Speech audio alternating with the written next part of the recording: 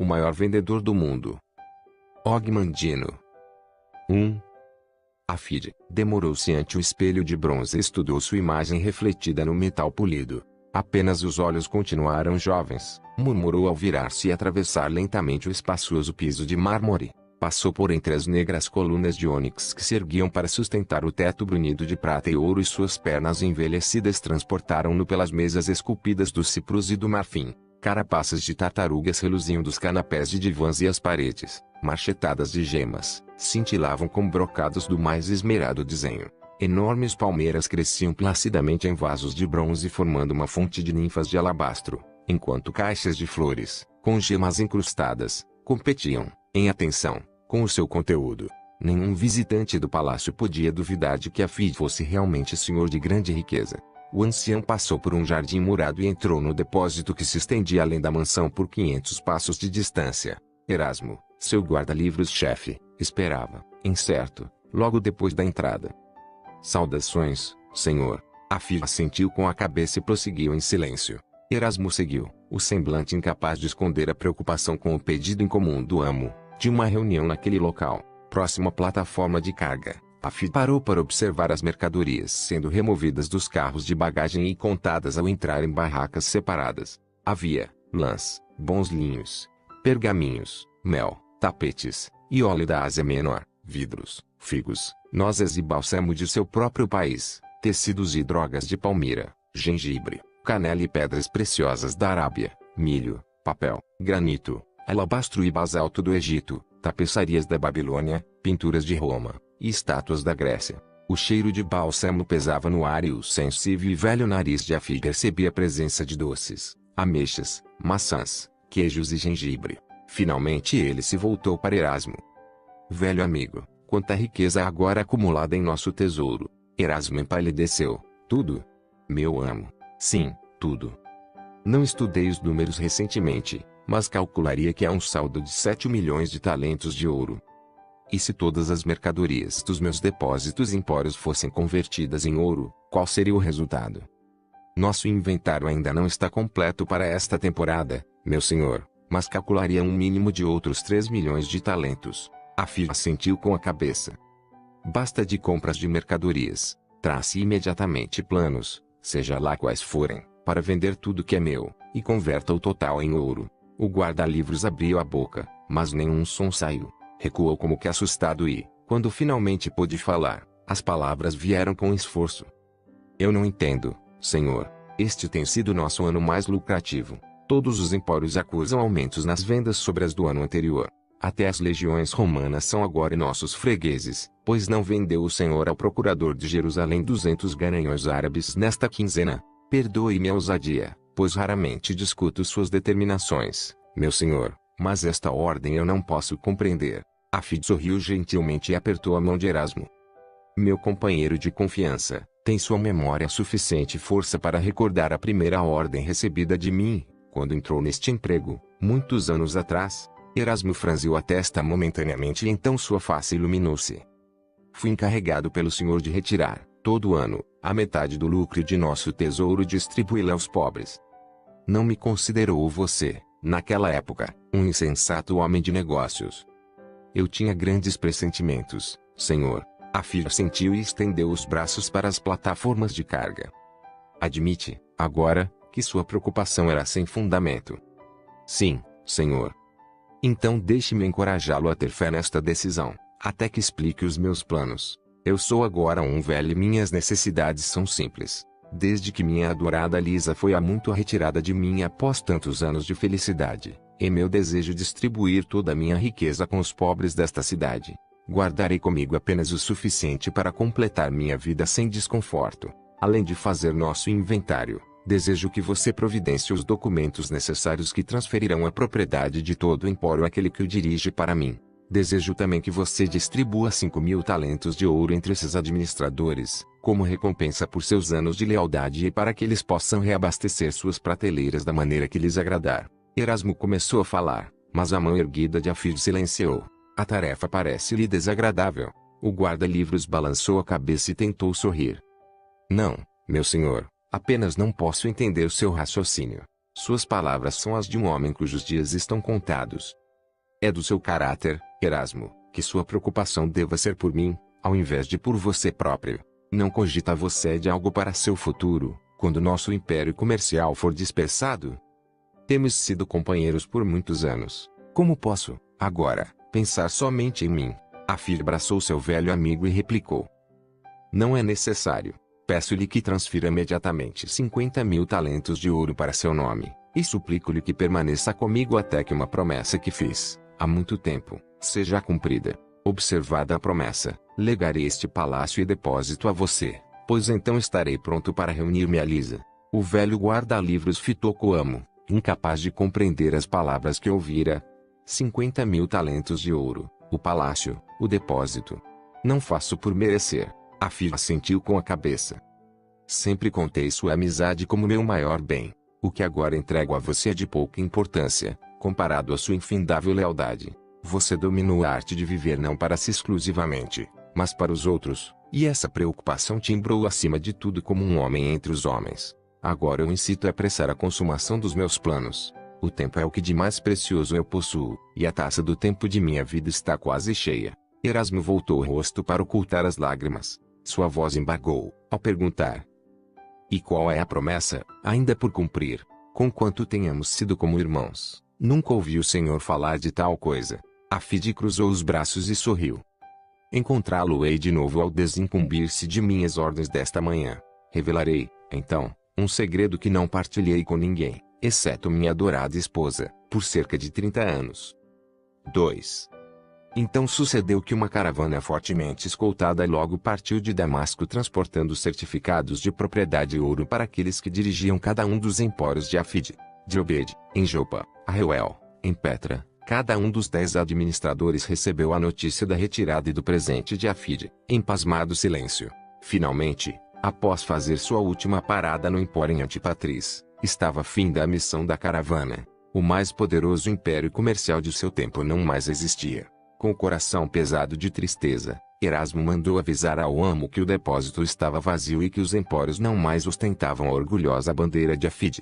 O mensageiro regressou com um pedido de que Erasmo se encontrasse imediatamente com o amo, próximo à fonte, no peristilo. Afid estudou o rosto de seu amigo e perguntou, fez tudo? Tudo, meu senhor.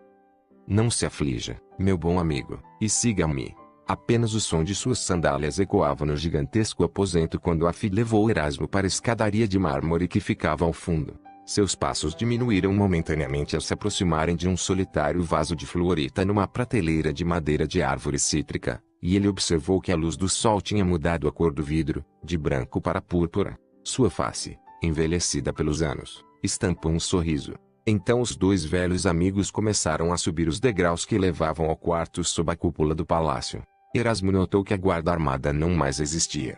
Finalmente ganharam um patamar e pararam, visto que ambos estavam quase sem fôlego pelo esforço da subida. Depois seguiram para o segundo patamar e Afid retirou a pequena chave do cinto, destrancou a pesada porta de carvalho e forçou-a com o corpo, com o que ela se abriu, rangendo. Erasmo hesitou até que seu amo acenasse para entrar e, então, avançou timidamente para o quarto onde ninguém tivera permissão para entrar, por cerca de 30 anos. No ambiente cinzento e empoeirado, a luz irradiava de pequenas torres acima de Erasmo, que se agarrou ao braço de Afid até que seus olhos se acostumaram à semi-escuridão. Com um leve sorriso, Afid observou Erasmo, que, locomovendo-se lentamente, saiu num quarto vazio, exceto por um pequeno baú de cedro iluminado por um feixe de luz solar num canto. Você não está desapontado? Não sei o que dizer, senhor. Não está desapontado com os móveis? Certamente, o conteúdo deste quarto tem sido assunto de conversa de muitos. Você nunca especulou sobre o mistério que envolve tudo que aqui se encontra, e que eu guardo tão zelosamente por tanto tempo. Erasmo assentiu com a cabeça. É verdade. Tem havido muita conversa e muitos rumores, pelos anos, quanto ao que nosso amo guarda escondido aqui na torre. Sim, meu amigo, e muitos deles eu ouvi. Tem-se dito que aqui se guarda barris de diamantes, barras de ouro, ou animais selvagens, ou pássaros raros. Certa vez um persa, mercador de tapetes, deu a entender que talvez eu mantivesse aqui um pequeno harém. Lisa riu, ao imaginar-me com uma coleção de concubinas. Mas, como você pode ver, nada aqui, exceto um pequeno baú. Agora, Venha para cá. Os dois agacharam-se ao lado do baú e a Fide cuidadosamente começou a soltar as correias de couro que o envolviam. Ele inalou a fragrância do cedro primeiro. Finalmente, empurrou a tampa, que se abriu sem dificuldade. Erasmo curvou-se à frente e espiou sobre o ombro de Afide o conteúdo da arca. Olhou para Fide e balançou a cabeça espantado. Nada havia na arca senão pergaminhos. Pergaminhos de couro. Afide estendeu a mão e gentilmente retirou um dos rolos. Por momentos, apertou-o ao peito e cerrou os olhos. Uma calma tranquila pairou-lhe sobre o rosto, apagando as marcas da idade. Então, pôs-se de pé e apontou para o baú. Fosse este quarto enchido até as vigas de diamantes, seu valor não superaria o que seus olhos veem nesta simples caixa de madeira. Todo êxito, felicidade, amor, paz de espírito e riqueza de que desfruto provém diretamente do que está contido nestes poucos pergaminhos. Meu débito para com eles e para com o sábio que os confiou ao meu cuidado não pode jamais ser retribuído. Assustado pelo tom de voz de Afide, Erasmo recuou e perguntou: é este o segredo a que o senhor se referiu? Este baú se acha de alguma maneira ligado à promessa que o senhor tem de cumprir ainda? A resposta é, sim, a ambas as suas perguntas. Erasmo passou a mão pela testa molhada de suor e fitou Afide com descrença. Que está escrito nestes pergaminhos, que lhes confere valor maior que o de diamantes? À exceção de um, todos estes pergaminhos contêm um princípio, uma lei, ou uma verdade fundamental, escritos num único estilo, para ajudar o leitor a entender seu significado. Para se tornar um mestre na arte de vender, deve-se aprender e praticar o segredo de cada um destes pergaminhos. Quando se dominam estes princípios, tem-se o poder de acumular toda a riqueza que se deseja. Erasmo fitou o pergaminho com assombro. Rico até mesmo como o senhor? Até mais rico, se quiser. O senhor afirmou que, à exceção de um, todos estes pergaminhos contêm princípios de venda. O que contém o último pergaminho? O último pergaminho, como você o chama, é o primeiro que deve ser lido, já que cada um é numerado para ser lido em sequência especial. E o primeiro contém um segredo que tem sido dado a poucos sábios através da história. Em verdade, ele ensina a maneira mais efetiva de aprender o que está escrito nos demais. Parece ser uma tarefa difícil de realizar. É, na verdade, uma tarefa simples, desde que se queira pagar o preço, em tempo e concentração, até que cada princípio se torne uma parte da personalidade de cada um, e se torne como um hábito. Erasmo meteu a mão no baú e retirou um pergaminho. Segurando-o gentilmente entre os dedos, passou o afoito para Fide. Perdoe-me, meu amo, mas por que razão não partilhou estes princípios com outros, especialmente aqueles que labutam há muito tempo com o senhor? Se o senhor sempre mostrou tanta generosidade em todas as outras questões, como é que todos que venderam pelo senhor não ganharam a oportunidade de ler estas palavras de sabedoria e, dessa maneira, enriquecer também? Afinal de contas, todos seriam melhores vendedores com tão valiosa sabedoria. Porque o senhor manteve para si estes princípios por todos estes anos? Eu não tinha escolha.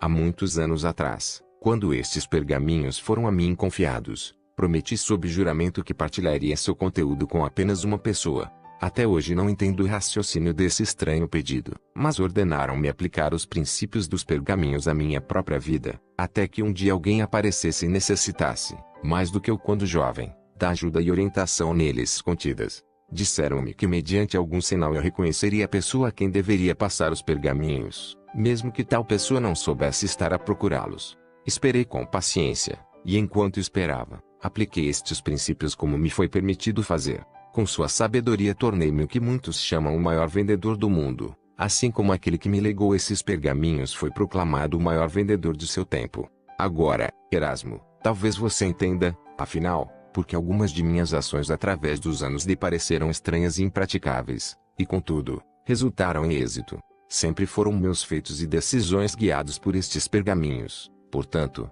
não foi através de minha sabedoria que adquirimos tantos talentos de ouro.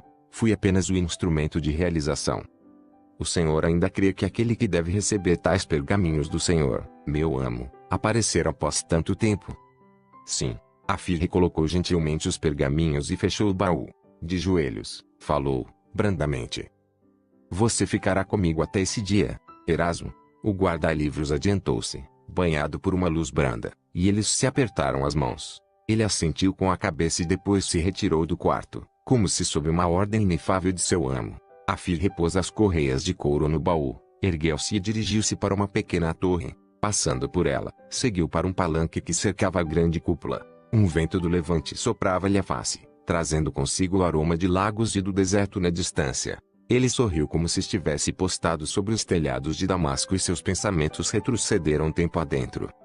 3. No inverno, o frio era cruel no Monte das Oliveiras.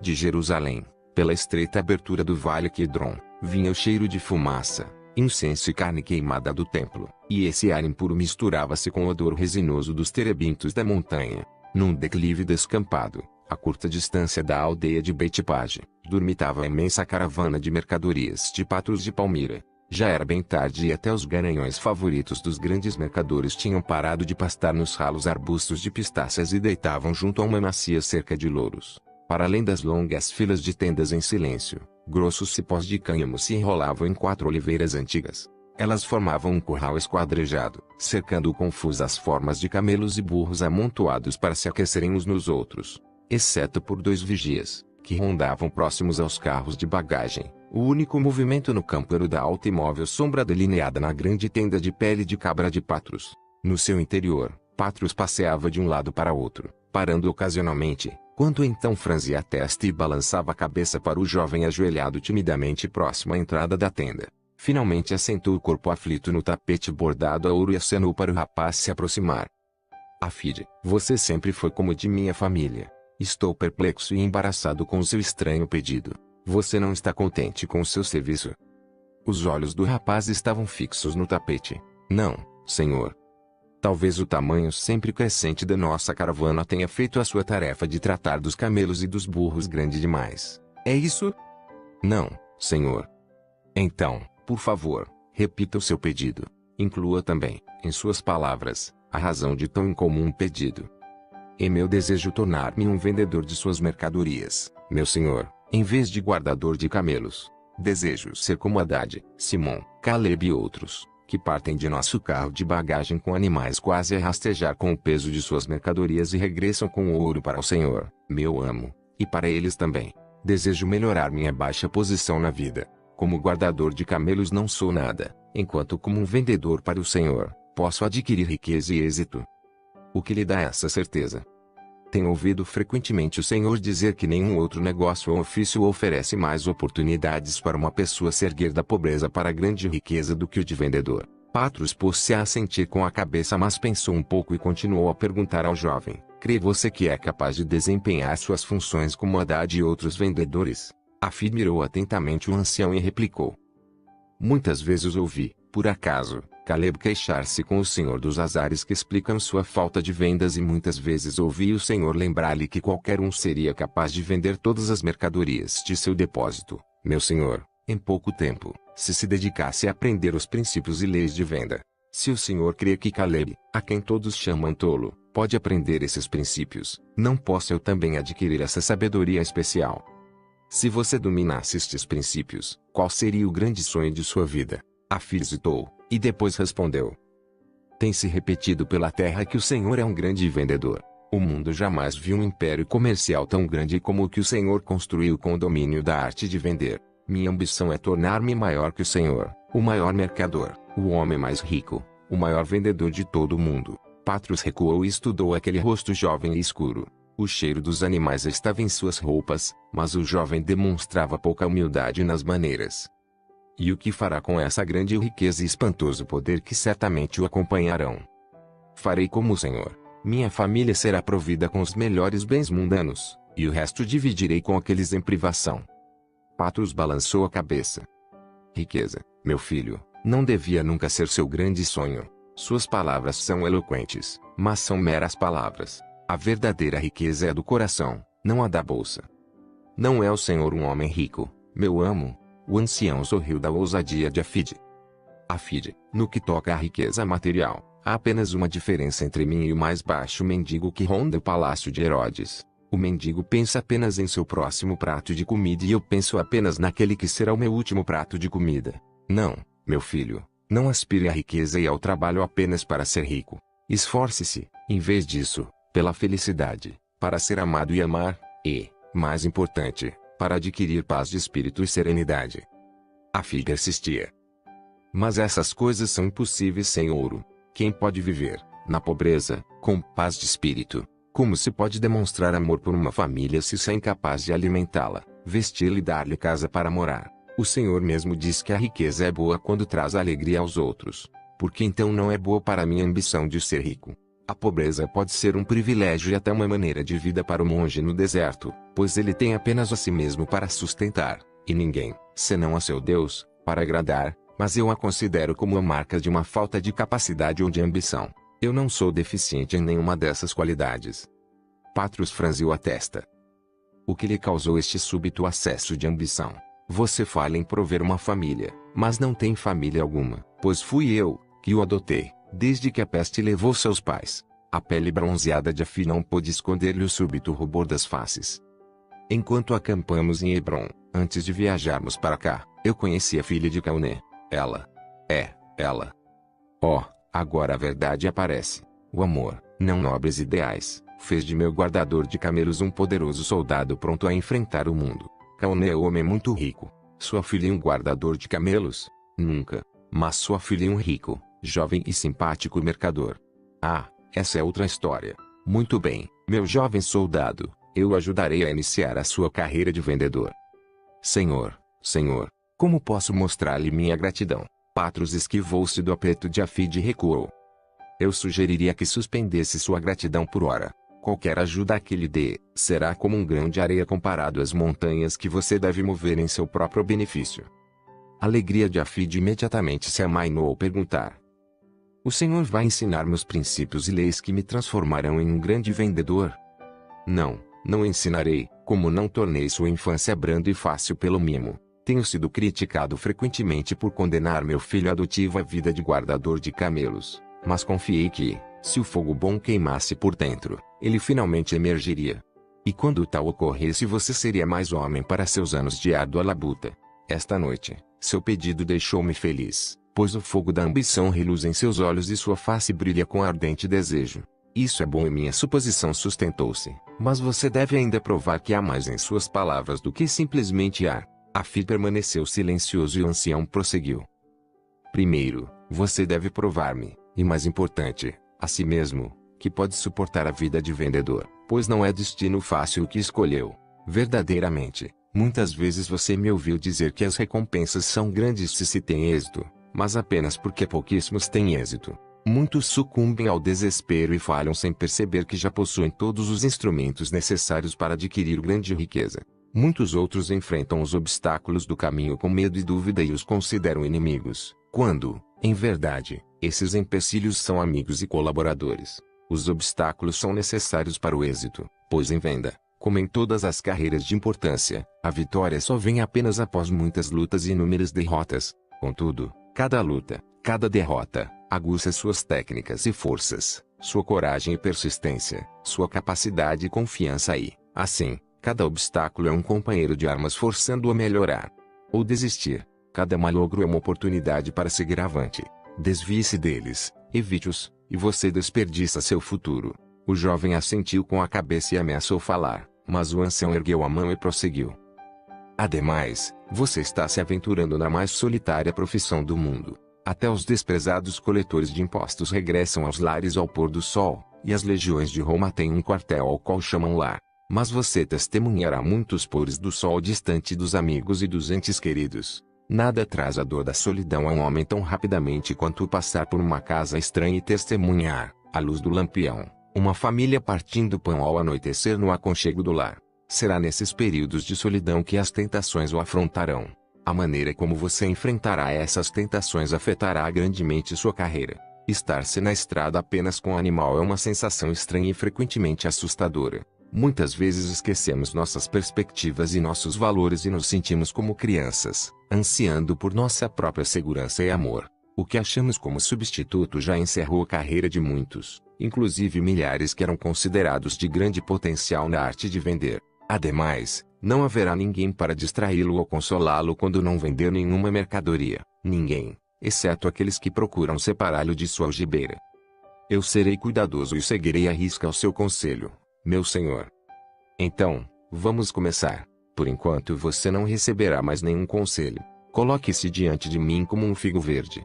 Até que o figo amadureça não pode ser chamado de figo, e até que você não se tenha exposto ao conhecimento e à experiência não pode ser chamado de vendedor.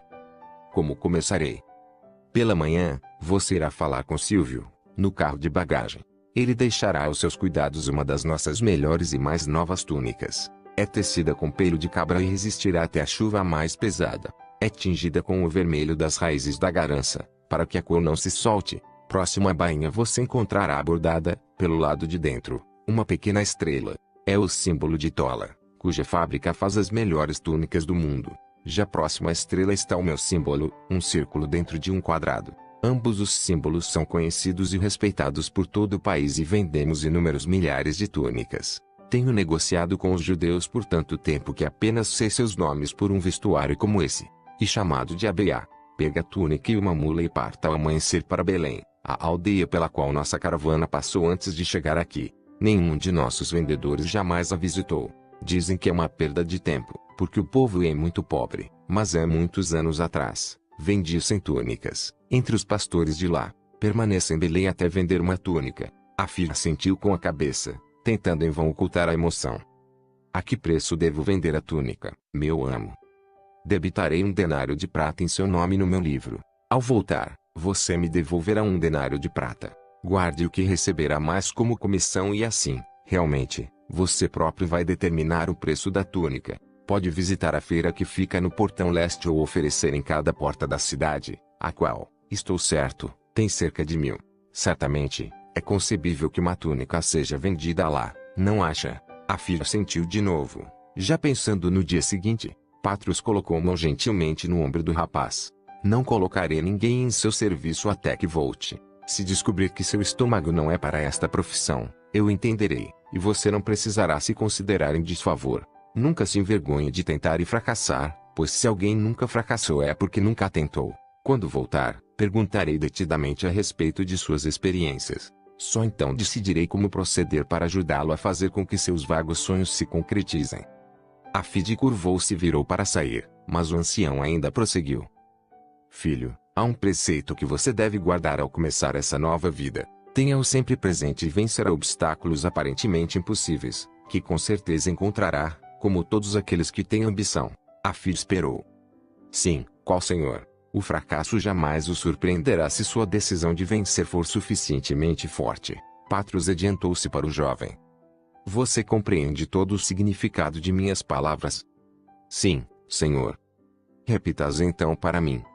O fracasso jamais me surpreenderá, se minha decisão de vencer for suficientemente forte.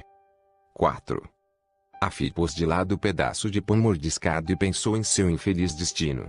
Amanhã seria seu 4º dia em Belém, e a única túnica vermelha que ele retirara tão confiante da caravana estava ainda no embrulho no lombo do animal, agora amarrado numa estaca na gruta atrás da hospedaria.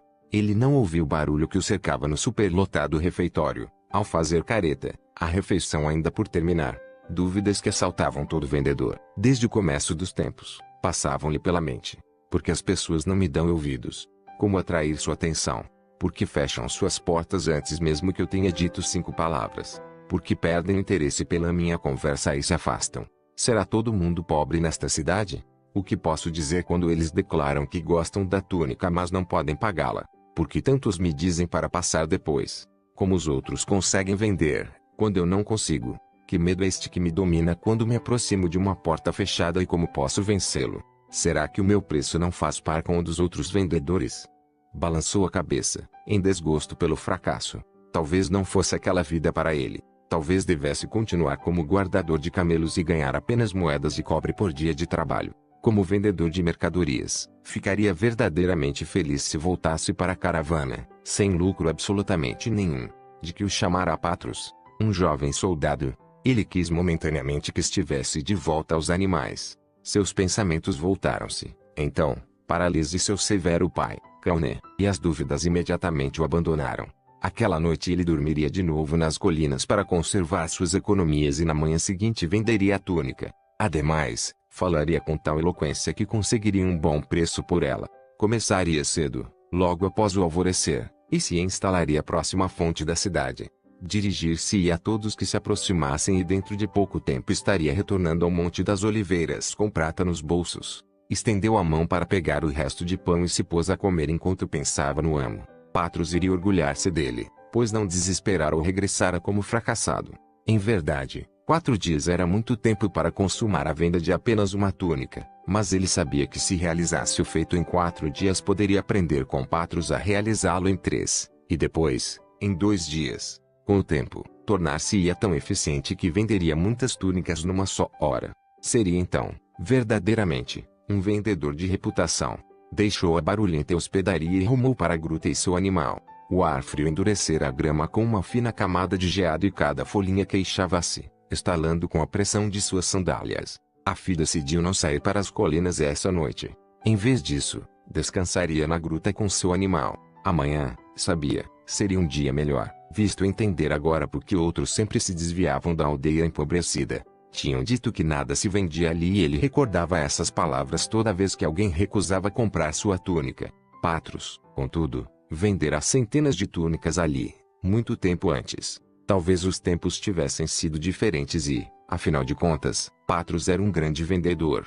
Uma cintilante luz vinda da gruta fê-lo apertar os passos, temendo algum ladrão. Ele correu para a entrada pronto a derrubar o bandido e rever seus bens.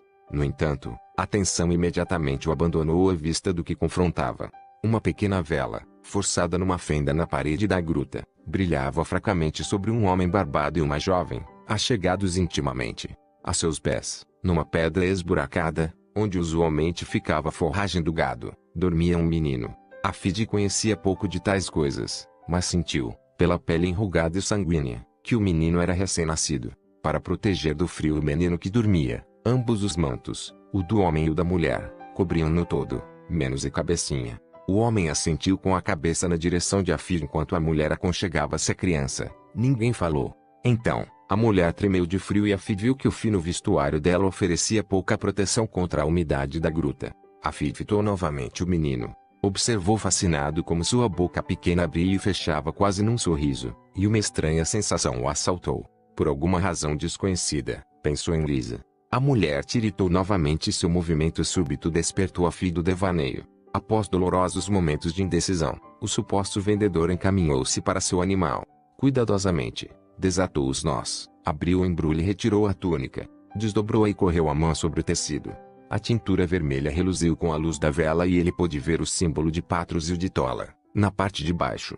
O círculo no quadrado e a estrela. Quantas vezes carregara essa túnica nos braços cansados, nos últimos 3 dias. Parecia-lhe que conhecia toda a configuração e cada uma de suas fibras.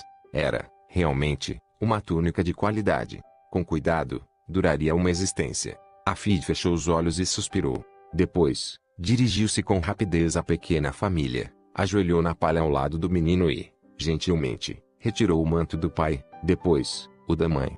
Devolveu cada um ao seu dono. Ambos estavam chocados demais com a ousadia de Afid para reagirem. Então, Afid abriu a preciosa túnica vermelha e, gentilmente, agasalhou com ela a criança que dormia. A umidade do beijo da jovem mãe ainda estava na face de Afid ao conduzir ele seu animal para fora da gruta.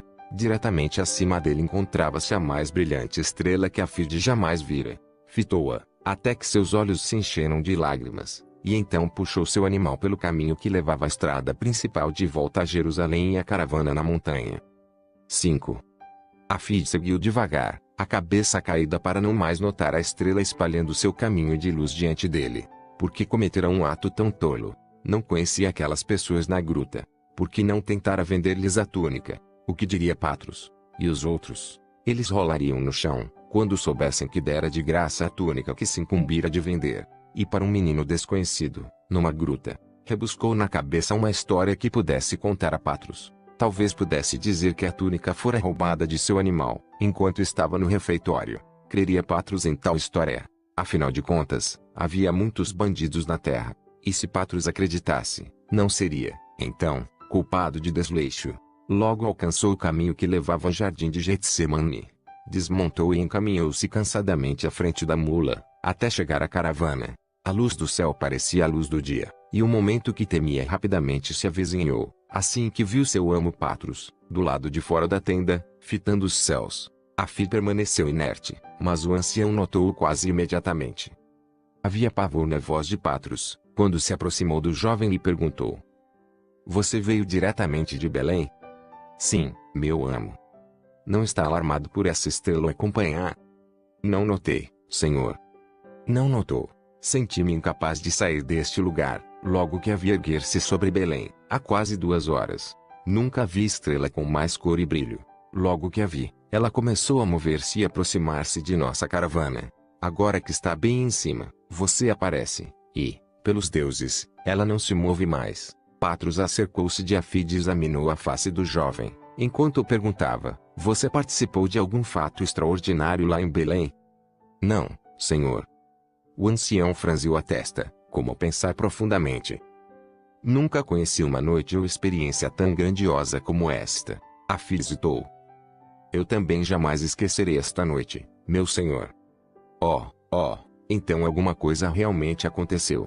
Como é que você voltou em hora tão tardia? Afide ficou em silêncio enquanto o ancião soltava, apalpando o embrulho do lombo da mula. Está vazio. Êxito, finalmente. Venha à minha tenda e conte-me o que se passou.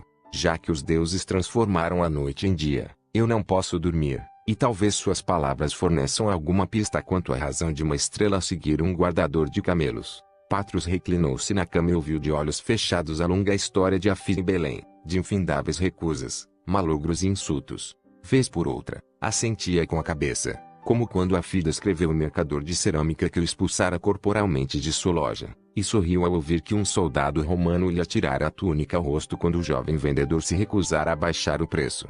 Finalmente, Afide, com a voz áspera e velada, descrevia as dúvidas que o haviam assaltado na hospedaria, naquela mesma noite. Patros interrompeu. Conte-me, Afide, as dúvidas, uma por uma, o que lhe passou pela cabeça quando se sentou lamentando a sorte. Após Afide nomeá-las todas, dando o melhor de sua memória, o ancião perguntou. Agora, que pensamento finalmente entrou-lhe pela cabeça e expulsou as dúvidas, dando-lhe nova coragem para se decidir a tentar de novo vender a túnica no dia seguinte? Afide ponderou sua resposta por um momento e então disse. Eu pensei apenas na filha de Cauné. Mesmo naquela imunda hospedaria, eu sabia que jamais poderia vê-la outra vez se fracassasse. E então a voz de Afide faltou. Mas eu falei a ela, de qualquer forma. Como assim falhou? Não entendo. Você não voltou com a túnica.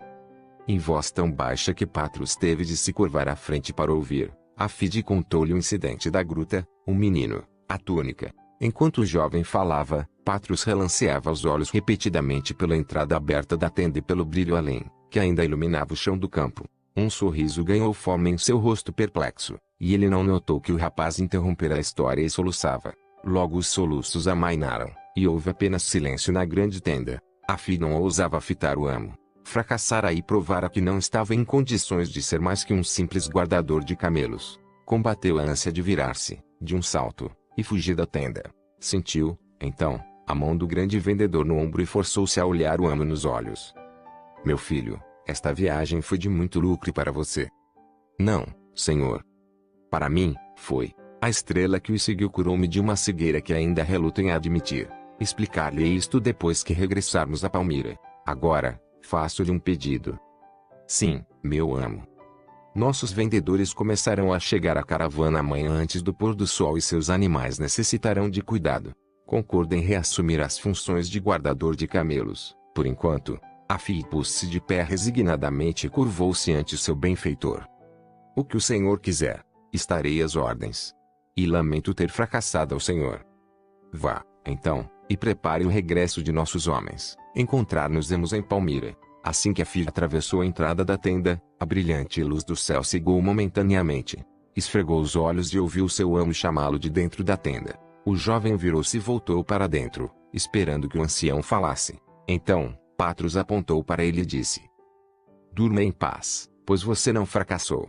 A estrela brilhante permaneceu no céu por toda a noite. 6. Quase 2 semanas depois que a caravana regressara à base em Palmira, Afide foi despertado em sua cama de palha, no estábulo, e chamado à presença de Patros. Dirigiu-se com rapidez ao dormitório do amo e parou, incerto, ante a enorme cama que reduzia o tamanho de seu ocupante. Patros abriu os olhos e desvencilhou-se das cobertas até sentar-se ereto. Seu rosto estava descarnado e as veias inchavam-lhe as mãos. Era difícil acreditar que se tratasse do mesmo homem com quem falara apenas 12 dias antes. Patros moveu-se para a parte mais baixa da cama e o jovem sentou-se cuidadosamente na beirada, esperando que o ancião falasse. Até mesmo a voz de Patros era diferente, em som e timbre, daquela, na última reunião. Meu filho, você ainda tem muitos dias para reexaminar suas ambições. Existe ainda, dentro de você, a vontade de se tornar um grande vendedor? Sim, meu senhor. O ancião assentiu com a cabeça. Então, que assim seja. Planejara gastar muito mais tempo com você, mas, como pode ver, há outros planos para mim.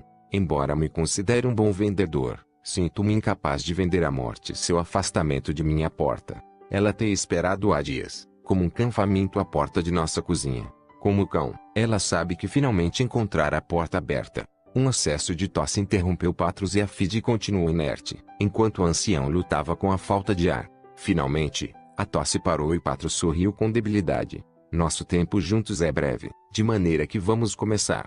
Primeiro, retire o pequeno baú de cedro de debaixo da cama. A Fide ajoelhou-se e puxou um pequeno baú com correias de couro. Colocou-o sob o contorno que Patros traçou com os pés na cama. O ancião pigarreou. Há muitos anos, quando minha posição era inferior à de um guardador de camelos, tive o privilégio de socorrer um viajante do Oriente que fora atacado por 2 bandidos. Ele insistiu em que eu salvara sua vida e quis recompensar-me, embora eu não procurasse nenhuma recompensa. Como eu não tinha família, nem economias, convenceu-me a voltar com ele para sua casa e família, onde fui aceito como um dos seus. Um dia, depois que eu me acostumara à minha nova vida, ele me apresentou este baú. Dentro havia 10 pergaminhos de couro, todos numerados. O primeiro continha o segredo de aprender. Os outros continham todos os segredos e princípios necessários para tornar-me uma pessoa de grande êxito na arte de vender. Então, a seguir, foi-me ministrada, todos os dias, a palavra sábia dos pergaminhos, e com o segredo de aprender, do primeiro pergaminho, finalmente memorizei palavra por palavra de todos os pergaminhos até que elas se tornassem parte de minhas maneiras e de minha vida. Elas se tornaram um hábito. Finalmente, recebi de presente com o baú, contendo os 10 pergaminhos, uma carta selada e uma bolsa com 50 moedas de ouro.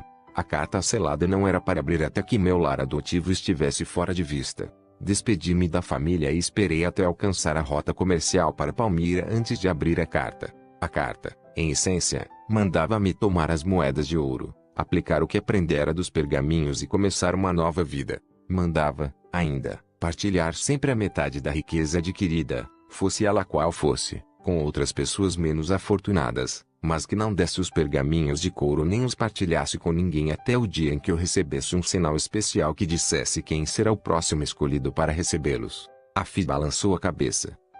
Não entendo, senhor.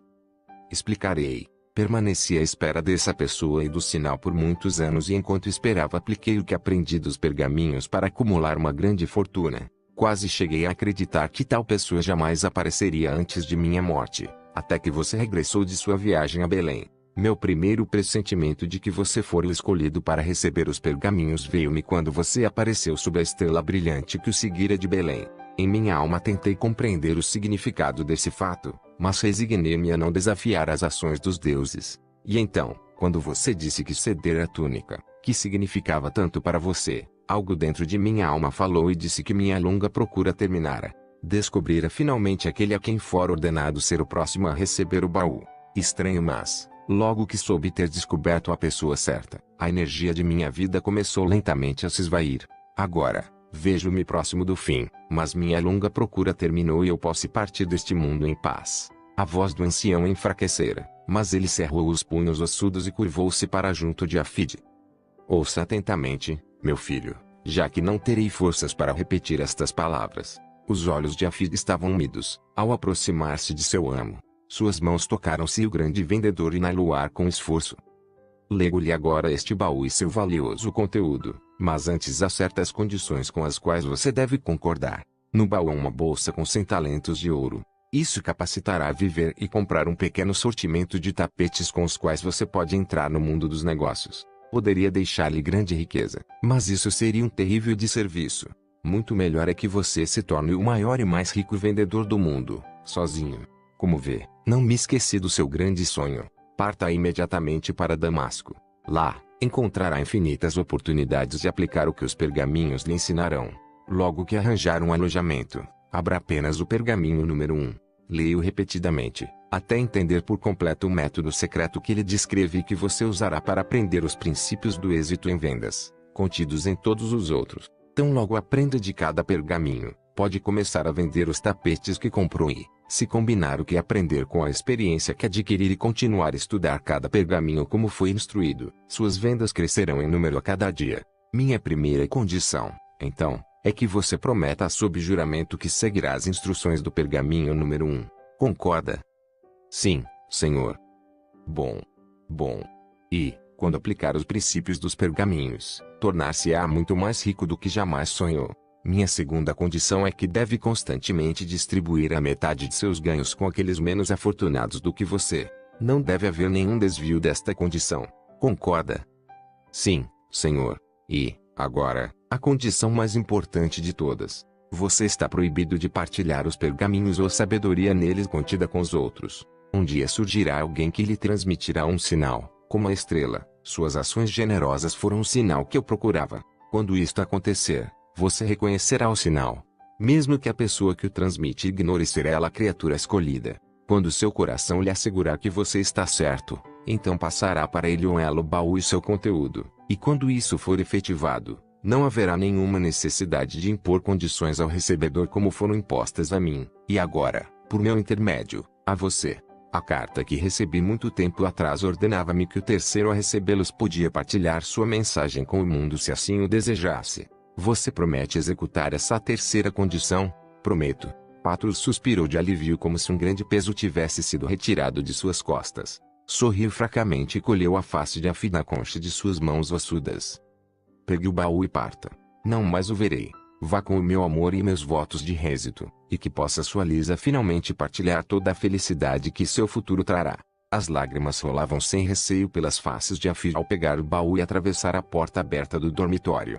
Ele parou um instante do lado de fora, colocou o baú no chão e voltou em direção ao seu amo. O fracasso jamais me surpreenderá se minha decisão de vencer for suficientemente forte. O ancião sorriu levemente e assentiu, e ergueu a mão em adeus. 7. Afid, montando seu animal, entrou na cidade murada de Damasco pelo portão sul, tomou a rua chamada Reta, com dúvidas e agitação, e o barulho e pregões de centenas de bazares amainaram-lhe um pouco o medo. Uma coisa era chegar a uma grande cidade com poderosa caravana comercial como a de Patros, outra era chegar desprotegido e sozinho. Mercadores de rua passavam por ele esbaforidos, segurando mercadorias, cada um gritando mais alto do que o outro. Passou por lojas cubiculares e bazares que mostravam artefatos de caldeireiro, ourives, celeiro, tecelão, carpinteiro, e cada passo de sua mula punha frente a frente com outro mascate, mãos estendidas, chorando palavras de lamúria. Logo adiante, além do muro ocidental da cidade, erguia-se o Monte Hermon. Embora fosse verão, o branco coroava-lhe o cume que parecia contemplar a cacofonia da feira com tolerância e indulgência. Finalmente, Afid saiu da famosa rua e procurou alojamento, o que não lhe foi difícil encontrar, numa hospedaria chamada Moza. Seu quarto era asseado e ele pagou adiantado um mês de aluguel, o que lhe deu um certo prestígio junto a Antonini, o proprietário.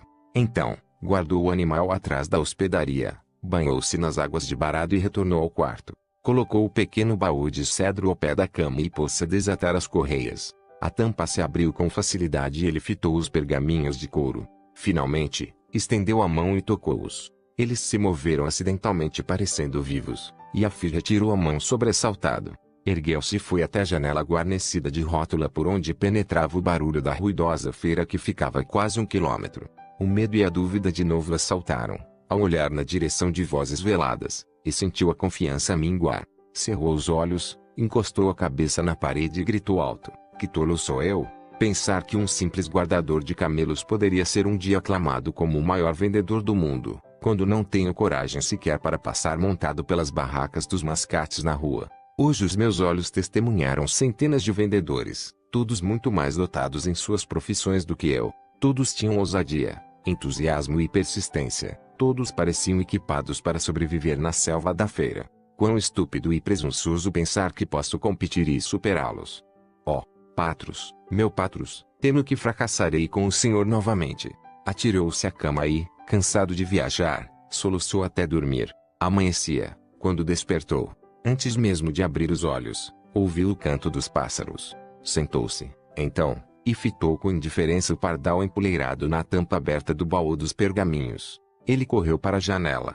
Lá fora, milhares de pardais em bandos, nas figueiras e sicômoros, cada um saudando o dia com seu canto. Ao olhar, alguns pousaram na beirada da janela, mas ao menor movimento de Afir rapidamente voaram para longe. Voltou-se, então, e fitou novamente o baú. Seu visitante alado aprumou a cabeça e olhou também o jovem. Afir aproximou-se lentamente, com as mãos estendidas. O pássaro pulou-lhe para a palma da mão. Milhares de sua espécie estão lá fora, medrosos. Mas você teve a coragem de atravessar a janela. O pássaro bicou agudamente a pele de Afir, e o jovem levou-o para a mesa, onde havia pão e queijo. Tirou pedaços e os colocou junto ao amiguinho, que se pôs a comer. Então ocorreu-lhe um pensamento e ele voltou à janela. Passou as mãos nas aberturas das grades. Eram tão pequenas.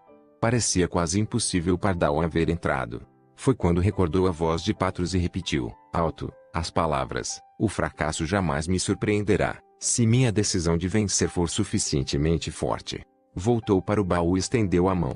Um pergaminho de couro estava mais gasto que os outros. Retirou-o da caixa e desenrolou-o cuidadosamente. O medo que conhecera havia desaparecido. Olhou então para o pardal. Também havia desaparecido. Apenas migalhas de pão e queijo permaneciam como prova da visita da corajosa vizinha. Afid correu os olhos pelo pergaminho. Em cima lia-se, o pergaminho número 1. Então, pôs-se a lê-lo. 8. Pergaminho número 1. Hoje começa uma nova vida. Hoje mudo minha pele velha que sofreu, por muito tempo, as machucaduras do fracasso e os ferimentos da mediocridade.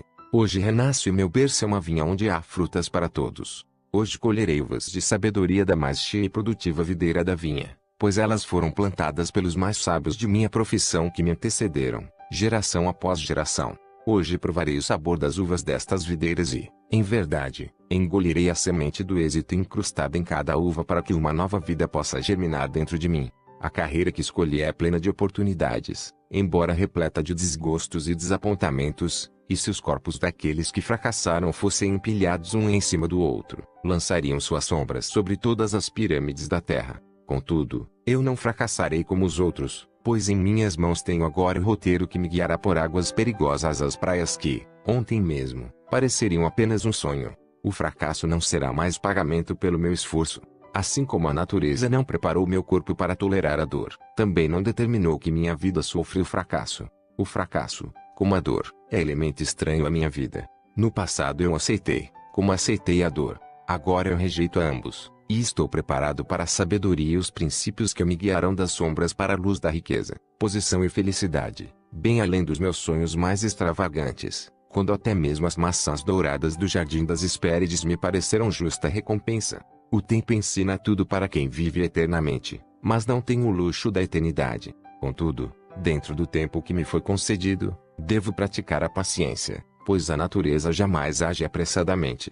Para criar oliveira, rainha de todas as árvores, 100 anos são necessários. Em 9 semanas a cebola já está velha. Eu tenho vivido como uma cebola. Isto não me agrada. Agora, desejo tornar-me a maior das oliveiras e, em verdade, o maior dos vendedores. E como se realizará isto? Pois não tenho nem o conhecimento nem a experiência para alcançar grandeza e já tropeço na ignorância e caio nas águas da lamúria. A resposta é simples. Começarei minha jornada desembaraçado do peso de conhecimentos desnecessários e de obstáculos da experiência sobre trabalhos sem resultados. A natureza sempre me forneceu conhecimento e instinto maior do que a qualquer animal da floresta, superior até mesmo ao valor da experiência em geral superestimado por velhos que parecem sábios, mas falam tolices. Em verdade, a experiência ensina fundo, porém seu curso de instrução devora os anos dos homens, e dessa maneira, o valor das lições diminui com o tempo necessário para adquirir-se sua sabedoria especial. Seu objetivo desperdiça-se com a morte dos homens. Ademais, a experiência é comparável à moda. Uma ação que resulta em êxito hoje poderá ser inaproveitável e impraticável amanhã. Apenas princípios permanecem, e estes eu agora tenho em meu poder, pois as leis que me levarão à grandeza estão contidas nas palavras dos pergaminhos. O que eles ensinarão será mais evitar o fracasso do que obter êxito, pois o que é o êxito senão um estado de espírito? 2 entre 1000 sábios, se tanto, definirão o êxito nas mesmas palavras, enquanto o fracasso é sempre descrito de apenas um modo. O fracasso é a incapacidade do homem em atingir seus objetivos na vida, sejam eles quais forem. Na verdade, a única diferença entre aqueles que falharam e aqueles que tiveram sucesso está na diferença de seus hábitos. Bons hábitos são a chave do sucesso. Maus hábitos são a porta aberta para o fracasso. Assim, a primeira lei que obedecerei é: formarei bons hábitos e me tornarei escravo deles. Quando criança, fui escravo de meus impulsos, agora sou escravo de meus hábitos. Como todos os adultos, abri mão de minha vontade própria, cedendo aos anos de hábitos acumulados, e os últimos feitos de minha vida já parecem estar marcados por um destino que ameaça aprisionar meu futuro. Minhas ações são ditadas pelo apetite, paixão, preconceito, avidez, amor, medo, ambiente, hábito, e o pior de todos estes tiranos é o hábito. Se, portanto, devo ser escravo do hábito, que seja um escravo de bons hábitos. Meus maus hábitos devem ser destruídos e novos sulcos preparados para boas sementes. Eu formarei bons hábitos e me tornarei escravo deles. E como realizarei esse difícil feito? Através destes pergaminhos, pois cada um deles contém um princípio que expulsará o mau hábito de minha vida, e nela recolocará outro que me conduzirá para mais perto do sucesso. Pois é outra das leis naturais que apenas um hábito pode dominar outro hábito. Assim, para que estas palavras escritas realizem a tarefa escolhida, devo disciplinar-me ao seguinte, que é o primeiro de meus hábitos: eu lerei cada pergaminho por 30 dias seguidos, da maneira recomendada, antes de passar ao pergaminho seguinte. Primeiro, lerei as palavras em silêncio, ao acordar. Depois, lerei em silêncio, após almoçar. Finalmente, lerei de novo, antes de retirar-me para o leito e, mais importante, nesta ocasião lerei em voz alta. No dia seguinte, repetirei o processo e continuarei dessa maneira por 30 dias. Tomarei, então, o pergaminho seguinte e repetirei esse processo por outros 30 dias. Continuarei assim até viver com cada pergaminho por 30 dias, e minha leitura se torne um hábito. E o que será conquistado com esse hábito? Aqui está o segredo oculto das conquistas humanas. Com a repetição das palavras diariamente, elas logo se tornarão parte de minha mente ativa. Porém, mais importante, também se infiltrarão em minha outra mente, essa misteriosa fonte que nunca dorme, que cria meus sonhos e frequentemente me faz agir de maneiras que mal percebo. Assim que as palavras destes pergaminhos forem assimiladas pela minha mente misteriosa, eu começarei a despertar, cada manhã, com uma vitalidade que jamais conheci antes. Meu vigor aumentará, meu entusiasmo se levantará, meu desejo de encontrar o mundo ultrapassará qualquer medo que um dia conheci ao nascer do sol, e serei mais feliz do que jamais acreditei ser possível neste mundo de luta e tristeza. Finalmente, encontrar-me reagindo em todas as situações que confrontar, como foi recomendado nos pergaminhos, e, logo, essas ações e reações se tornarão fáceis de executar, pois cada ato, com a prática, torna-se fácil. Assim, nasce um novo e bom hábito, pois, quando um hábito se torna fácil, através de constante repetição, é um prazer executá-lo e, se é um prazer executá-lo, é da natureza do homem executá-lo frequentemente. Quando eu executo frequentemente, ele se torna um hábito e eu me torno seu escravo, e desde que seja um bom hábito, é a minha vontade.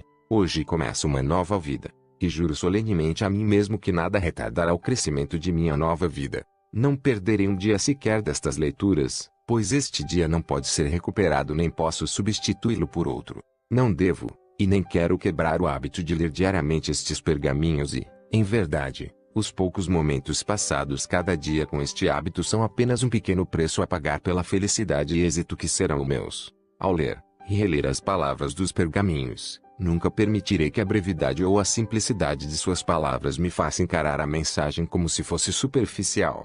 Milhares de uvas são amassadas para encher uma jarra de vinho, e a casca da uva e sua polpa ainda são bicadas pelos pássaros. Assim é com estas uvas de sabedoria das gerações. Muito tem sido filtrado e abalado pelo vento. Apenas a verdade pura permanece destilada nas palavras, para ser lembrada. Beberei segundo as instruções e não perderei uma só gota. E absorverei a semente do êxito. Hoje minha pele velha se assemelha à poeira. Andarei ativo entre os homens e eles me reconhecerão, pois hoje sou um novo homem, com uma vida nova. 9. Pergaminho número 2. Saudarei este dia com amor no coração. Pois este é o maior segredo do êxito em todas as aventuras. Os músculos podem partir um escudo e até destruir a vida, mas apenas os poderes invisíveis do amor podem abrir os corações dos homens, e até dominar esta arte não serei mais que um mascate na feira. Farei do amor minha maior arma e ninguém que enfrente poderá defender-se de sua força. Podem opor-se ao meu raciocínio, desconfiar de meu discurso, podem desaprovar meus trajes, podem rejeitar meu rosto, e podem até suspeitar de meus negócios. Contudo, meu amor enternecerá todos os corações, comparável ao sol cujos raios suavizam o mais frio barro. Saudarei este dia com amor no coração. E como farei? De hoje em diante olharei todas as coisas com amor e renascerei. Amarei o sol porque aquece os meus ossos, não obstante. Amarei a chuva porque purifica meu espírito. Amarei a luz porque me mostra o caminho, não obstante. Amarei a escuridão porque me faz ver as estrelas. Eu receberei a felicidade porque ela engrandece o meu coração, não obstante. Tolerarei a tristeza porque abre a minha alma. Aceitarei prêmios porque são minhas recompensas, não obstante. Receberei de bom grado os obstáculos, porque eles são meu desafio. Saudarei este dia com amor no coração. E como falarei? Enaltecerei meus inimigos e eles se tornarão amigos. Cavarei fundo, buscando razões para aplaudir. Jamais arranjarei justificativas para maldizer. Quando tentado a criticar, morderei a língua. Quando me decidir a elogiar alguém, falarei alto acima dos tetos. Não é assim que os pássaros, o vento, o mar e toda a natureza falam com a música de louvor pelo seu Criador. Não posso conversar no mesmo tom com seus filhos. De hoje em diante relembrarei este segredo e mudarei minha vida. Saudarei este dia com amor no coração. E como agirei? Amarei todos os comportamentos dos homens, pois cada um tem qualidades para ser admirado, mesmo se estiverem ocultas. Com amor derrubarei o muro da suspeita e ódio que construíram em volta dos corações e, em seu lugar, construirei pontes para que meu amor possa entrar em suas almas. Amarei as ambições, pois elas podem inspirar-me. Amarei os fracassos, pois eles podem ensinar-me. Amarei os reis, pois eles são apenas humanos. Amarei os humildes, pois eles são filhos de Deus. Amarei os ricos, pois eles são, não obstante, solitários. Amarei os pobres, pois eles são muitos. Amarei os jovens, pela fé que têm. Amarei os velhos, pela sabedoria que partilham. Amarei os formosos, por seu olhar de tristeza. Amarei os feios, por suas almas de paz. Saudarei este dia com amor no coração. Mas como reagirei às reações dos outros? Com amor. Pois, sendo a minha arma para abrir os corações dos homens, o amor é também o meu escudo para repelir as setas do ódio e as lanças da ira. A adversidade e o desencorajamento se chocarão contra meu novo escudo e se tornarão como as chuvas mais brandas. Meu escudo me protegerá na feira e me sustentará quando sozinho. Ele me reanimará em momentos de desespero e, contudo, me acalmará na exultação. Tornar-me-ei mais forte e mais protegido usando-o até o dia em que ele seja parte de mim. E andarei desembaraçado entre todos os comportamentos dos homens. E meu nome se erguerá alto na pirâmide da vida. Saudarei este dia com amor no coração. E como enfrentarei cada um que encontrar? De apenas um modo. Em silêncio. E, para mim mesmo, direi, eu amo você. Embora ditas em silêncio, estas palavras brilharão em meus olhos, desenrugarão minha fronte, trarão um sorriso a meus lábios e ecoarão em minha voz, e o coração dele se abrirá. E quem dirá não às minhas mercadorias quando seu coração sente meu amor? Saudarei este dia com amor no coração. E acima de tudo amarei a mim mesmo, pois, quando o fizer, zelosamente inspecionarei todas as coisas que entraram em meu corpo, minha mente, minha alma e meu coração. Jamais abusarei das solicitações da carne, mas, sobretudo, cuidarei de meu corpo com asseio e moderação. Jamais permitirei que minha mente seja atraída para o mal e o desespero, mas sobretudo a elevarei, com o conhecimento e a sabedoria das gerações. Jamais permitirei que minha alma se torne complacente e satisfeita, mas haverei de alimentá-la com meditação e oração. Jamais permitirei que meu coração se amesquinhe e padeça, mas compartilhá-lo-ei e ele crescerá e aquecerá a terra. Saudarei este dia com amor no coração. De hoje em diante amarei a humanidade. Deste momento em diante, todo ódio desaparece de minhas veias, pois não tenho tempo para odiar, apenas para amar. Deste momento em diante dou o primeiro passo necessário para me tornar um homem entre homens. Com amor, aumentarei minhas vendas 100 vezes mais e me tornarei um grande vendedor. Se nenhuma outra qualidade possuo, posso ter êxito apenas com amor. Sem ele eu fracassarei, embora possua todo o conhecimento e as técnicas do mundo. Saudarei este dia com amor e terei êxito. 10. Pergaminho número 3. Persistirei até vencer. No Oriente, os touros jovens são testados para o combate na arena de um modo apropriado. São levados um a um para a arena, e permite-se que ataquem o picador que os provoca com uma lança. A bravura de cada touro é então avaliada com cuidado segundo o número de vezes que demonstra persistência para investir a pesada ferroada da lâmina. De hoje em diante reconhecerei que cada dia sou testado pela vida do mesmo modo. Se persisto, se continuo a tentar, se continuo a investir, serei bem-sucedido. Persistirei até vencer. Eu não cheguei a este mundo numa situação de derrota, nem o fracasso corre em minhas veias. Não sou uma ovelha à espera de que meu pastor me aguilhou e acaricie, mas um leão, e me recuso a falar, andar e dormir com o rebanho. Não ouvirei aqueles que se intimidam e se queixam, pois tal doença é contagiosa. Eles que se unam ao rebanho. O matadouro do fracasso não é o meu destino. Persistirei até vencer.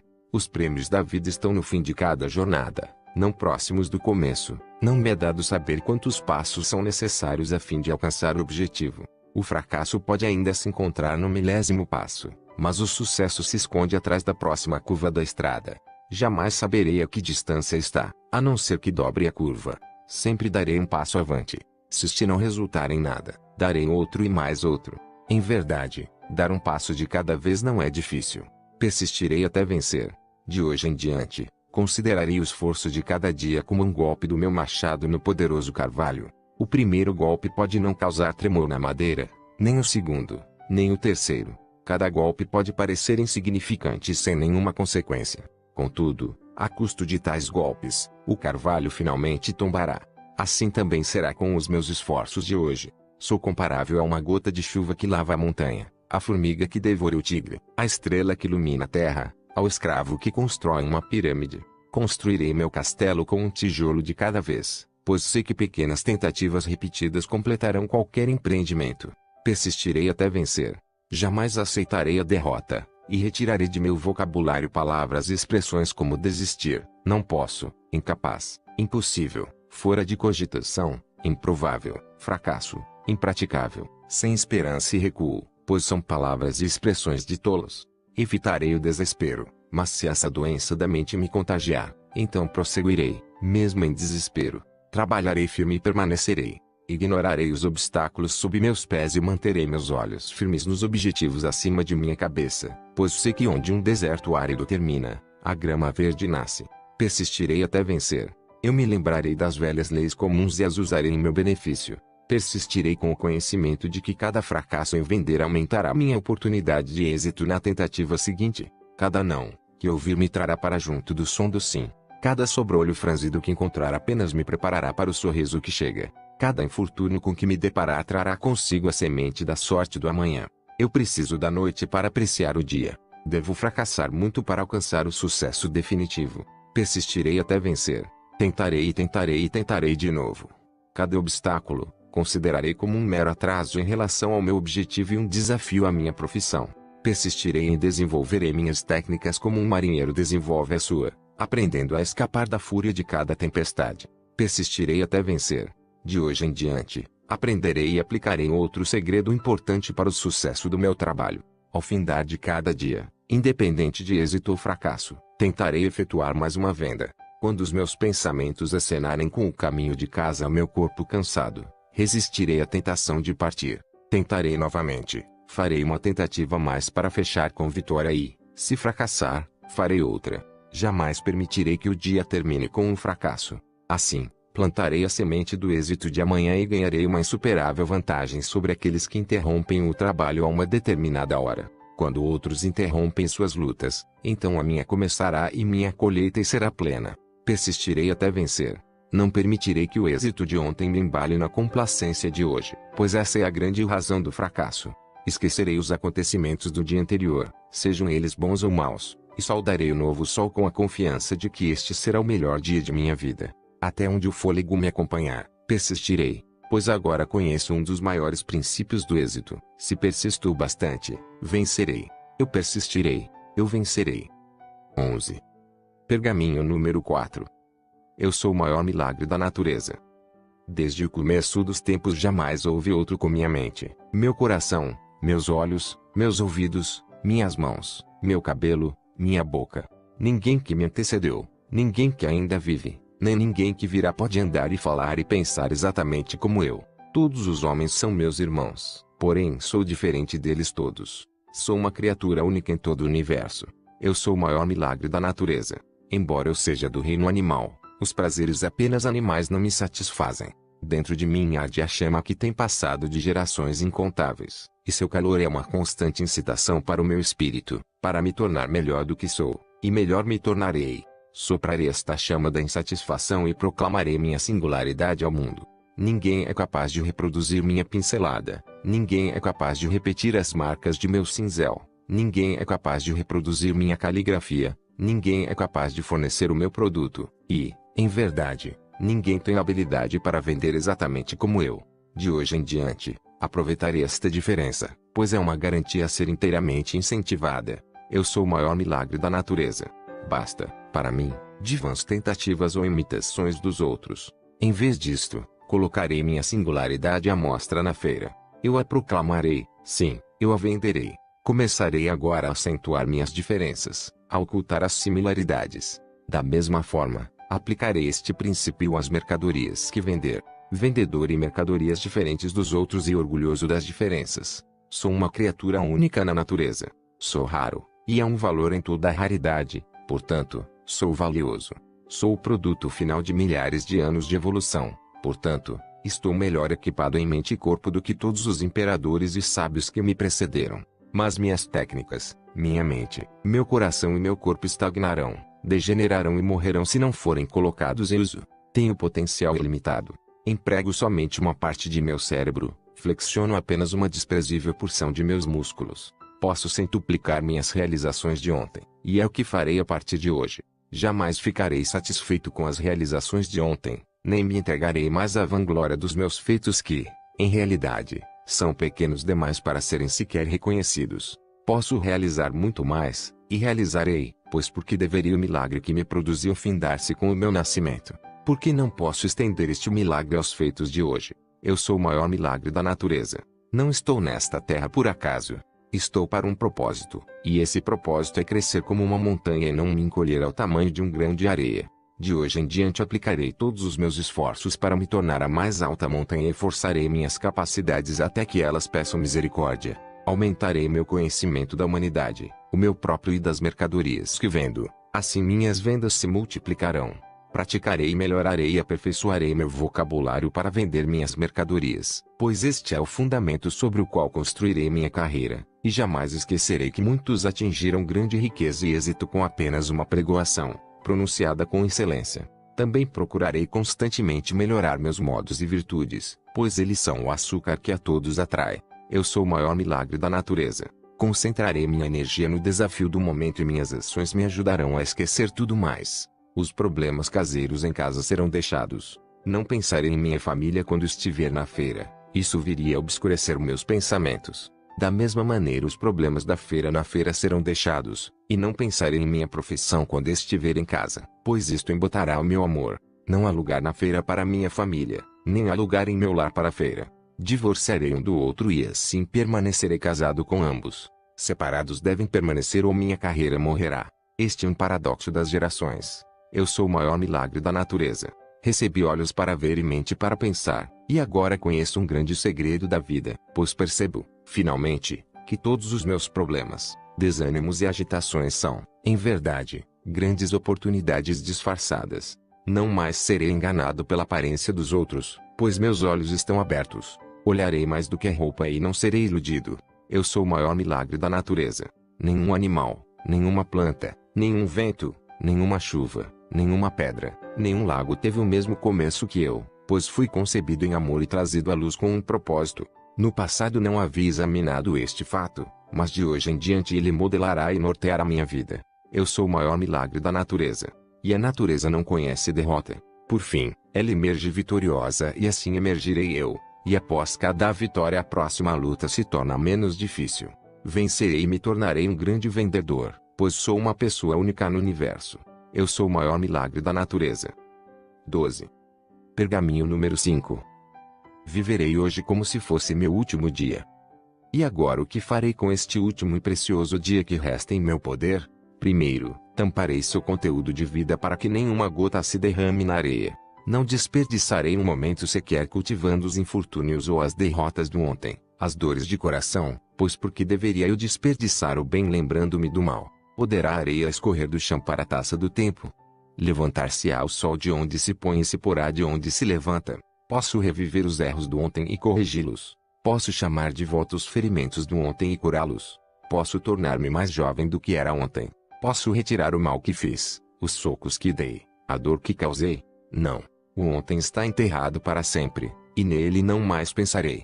Viverei hoje como se fosse meu último dia. E agora o que farei? Esquecendo o ontem também não pensarei no futuro. Por que deveria eu trocar o agora pelo talvez? Pode a areia de amanhã escorrer para a taça antes de hoje? Levantar-se-á o sol 2 vezes esta manhã? Posso executar os feitos de amanhã enquanto estiver na trilha de hoje? Posso colocar o ouro de amanhã na bolsa do hoje? Pode a criança de amanhã nascer hoje? Pode a morte de amanhã lançar suas sombras de volta e enegrecer a alegria de hoje? Deveria preocupar-me com os eventos que talvez jamais testemunhe? Deveria me atormentar com os problemas que talvez jamais venha a ter? Não. O amanhã está tão enterrado quanto ontem e não pensarei mais nisso. Viverei hoje como se fosse meu último dia. Este dia é tudo o que tenho, e estas horas são agora a minha eternidade. Saúdo este nascer do sol com gritos de alegria, como um prisioneiro que é aliviado da sentença de morte. Ergo meus braços em gratidão por esta dádiva sem preço, um novo dia. Da mesma maneira, levarei a mão ao peito em gratidão ao pensar naqueles que saudaram o nascer do sol do ontem e que não mais estão entre os vivos. Sou realmente um afortunado e as horas do hoje não são senão um prêmio imerecido. Porque me foi permitido viver este dia extra, quando outros, muito melhores do que eu, já desapareceram. Será que eles realizaram seus propósitos enquanto o meu ainda está por alcançar? Será esta uma outra oportunidade para que eu me torne o homem que poderei ser? Há um propósito na natureza. Será este o meu dia de vencer? Viverei hoje como se fosse meu último dia. Não tenho senão uma vida, e a vida não é nada mais que uma medida de tempo. Ao perder tempo, destruo a vida. Se desperdiço hoje, destruo a última página de minha vida. Aproveitarei, portanto, cada hora deste dia, pois ela jamais poderá voltar. Ela não pode ser depositada hoje para ser retirada amanhã, pois quem pode burlar o vento? Agarrarei com as 2 mãos e acariciarei com amor cada minuto deste dia, pois seu valor é sem preço. Que moribundo pode comprar outro fôlego, embora, de bom grado, dê todo o seu ouro? Que preço ouso fixar para as horas adiante de mim? Eu as farei inestimáveis. Viverei hoje como se fosse meu último dia. Evitarei com fúria os desperdiçadores de tempo. A demora destruirei com ações. A dúvida enterrarei sob a fé. O medo desmembrarei com confiança. Onde houver bocas ociosas não ouvirei nada. Onde houver mãos ociosas não me demorarei. Onde houver corpos ociosos não visitarei. De hoje em diante, sei que cortejar a ociosidade é roubar alimento, roupa e calor daqueles que amo. Não sou ladrão. Sou um homem de amor, e hoje é minha última oportunidade de provar meu amor e minha grandeza. Viverei hoje como se fosse meu último dia. Cumprirei hoje os deveres de hoje. Hoje acariciarei meus filhos enquanto são crianças. Amanhã eles partirão e eu também. Hoje abraçarei minha mulher com doces beijos. Amanhã ela partirá e eu também. Hoje ajudarei um amigo em necessidade. Amanhã ele não mais gritará por ajuda, nem eu ouvirei seus gritos. Hoje me entregarei ao sacrifício e ao trabalho. Amanhã não terei nada para entregar e nem haverá ninguém para receber. Viverei hoje como se fosse meu último dia. E se for, será meu maior monumento. Farei deste o melhor dia de minha vida. Beberei a cada minuto a sua plenitude. Provarei seu sabor e agradecerei aos céus. Farei valer todas as horas e negociarei cada minuto somente por alguma coisa de valor. Trabalharei mais arduamente do que jamais trabalhei, e forçarei meus músculos até que chorem de dor, e então prosseguirei. Farei até mais visitas do que antes. Venderei mais mercadorias do que jamais vendi antes. Ganharei mais ouro do que jamais ganhei antes. Cada minuto do dia de hoje será mais frutífero do que horas do dia de ontem. Meu último dia deve ser meu melhor dia. Viverei hoje como se fosse meu último dia. E, se não for, cairei de joelhos e agradecerei aos céus. 13. Pergaminho número 6. Hoje serei dono de minhas emoções. As marés avançam, as marés recuam. Vai o inverno, vem o verão. Finda-se o calor, começa o frio. Levanta-se o sol, põe-se o sol. Clara é a lua cheia, negra é a lua nova. Chegam os pássaros, partem os pássaros. Florescem as flores, murcham as flores. Plantam-se as sementes, colhem-se as colheitas. Toda a natureza é um círculo de ânimos. Eu sou uma parte da natureza, e assim como as marés, meus ânimos se elevarão, meus ânimos cairão. Hoje serei dono de minhas emoções. É uma das artimanhas pouco percebidas da natureza que cada dia acorde com ânimos diferentes dos da véspera. A alegria de ontem será a tristeza de hoje, já a tristeza de hoje se transformará na alegria de amanhã. Dentro de mim há uma roda constantemente a girar, da tristeza para a alegria, da exultação para a depressão, da felicidade para a melancolia. Como as flores, a florescência plena da alegria de hoje fenecerá e murchará em desespero. Porém, relembrarei que, como as flores mortas de hoje carregam a semente da florescência de amanhã, assim também a tristeza de hoje carrega a semente da alegria de amanhã. Hoje serei dono de minhas emoções. E como dominar essas emoções, para que cada dia seja produtivo? Pois, a não ser que o meu ânimo seja forte, o dia será um fracasso. As árvores e as plantas dependem da temperatura para florescerem, mas eu farei minha própria temperatura. Sim, eu a transportarei comigo. Se eu trouxer a chuva, a melancolia, a escuridão e o pessimismo aos meus fregueses, eles reagirão com chuva, melancolia, escuridão e pessimismo, e não comprarão nada. Mas, em vez disso, se lhes trouxer alegria, entusiasmo, claridade e riso, eles reagirão com alegria, entusiasmo, claridade e riso, e minha temperatura produzir uma colheita de vendas e um celeiro cheio de ouro. Hoje serei dono de minhas emoções. E como dominarei minhas emoções para que cada dia traga felicidade e seja produtivo? Aprenderei este segredo das gerações. Fraco é aquele que permite que seus pensamentos controlem suas ações, forte é aquele que força suas ações a controlar seus pensamentos. Cada dia, ao acordar, seguirei este plano de batalha antes que seja capturado pelas forças da tristeza, da lamúria e do fracasso. Cantarei, se me sentir deprimido. Rirei, se me sentir triste. Redobrarei meu trabalho, se me sentir doente. Avançarei, se sentir medo. Vestirei roupas novas, se me sentir inferior.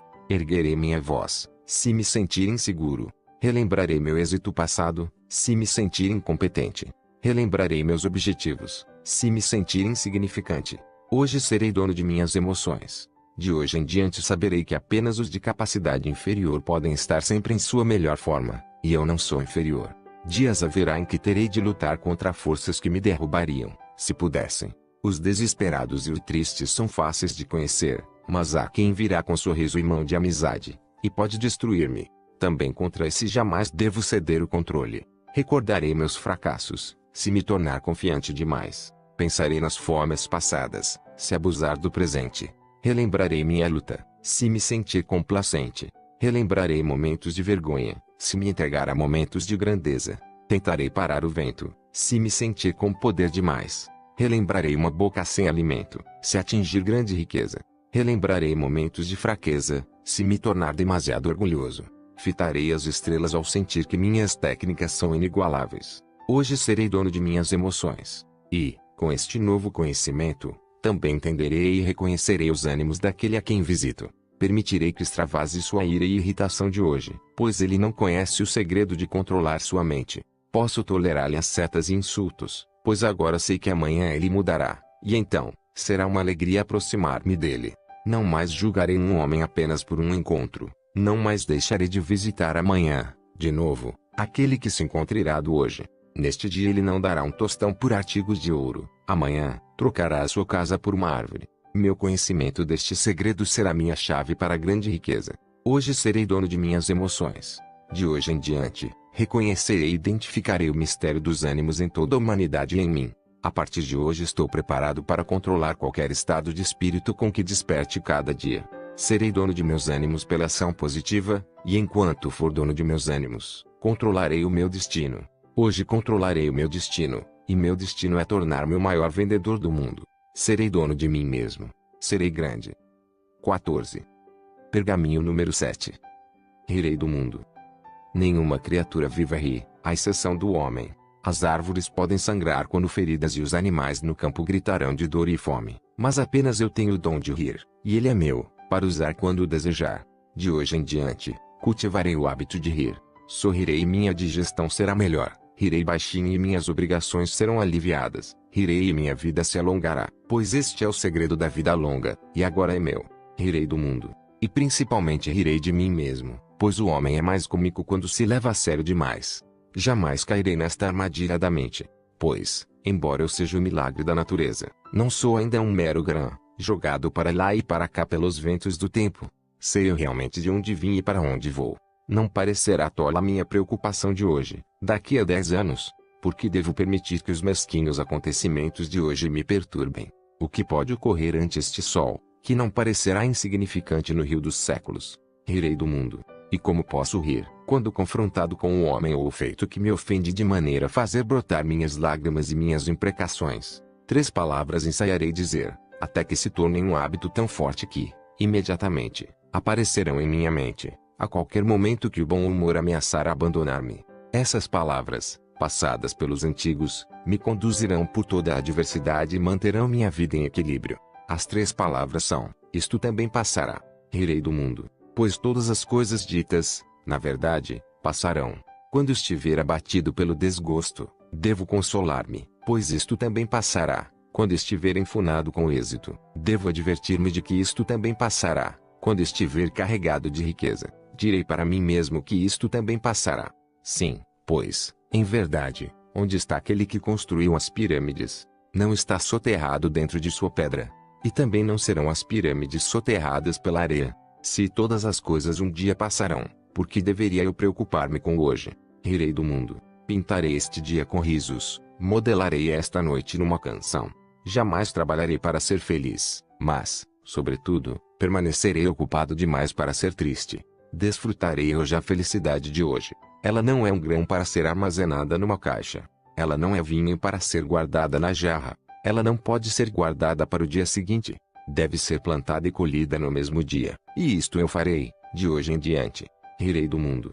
E, com meus risos, todas as coisas serão reduzidas ao seu real tamanho. Rirei dos meus fracassos e eles desaparecerão nas nuvens de novos sonhos. Rirei de meus êxitos e eles se encolherão aos seus reais valores. Rirei do mal e ele morrerá esquecido. Rirei da bondade e ela se esforçará e crescerá.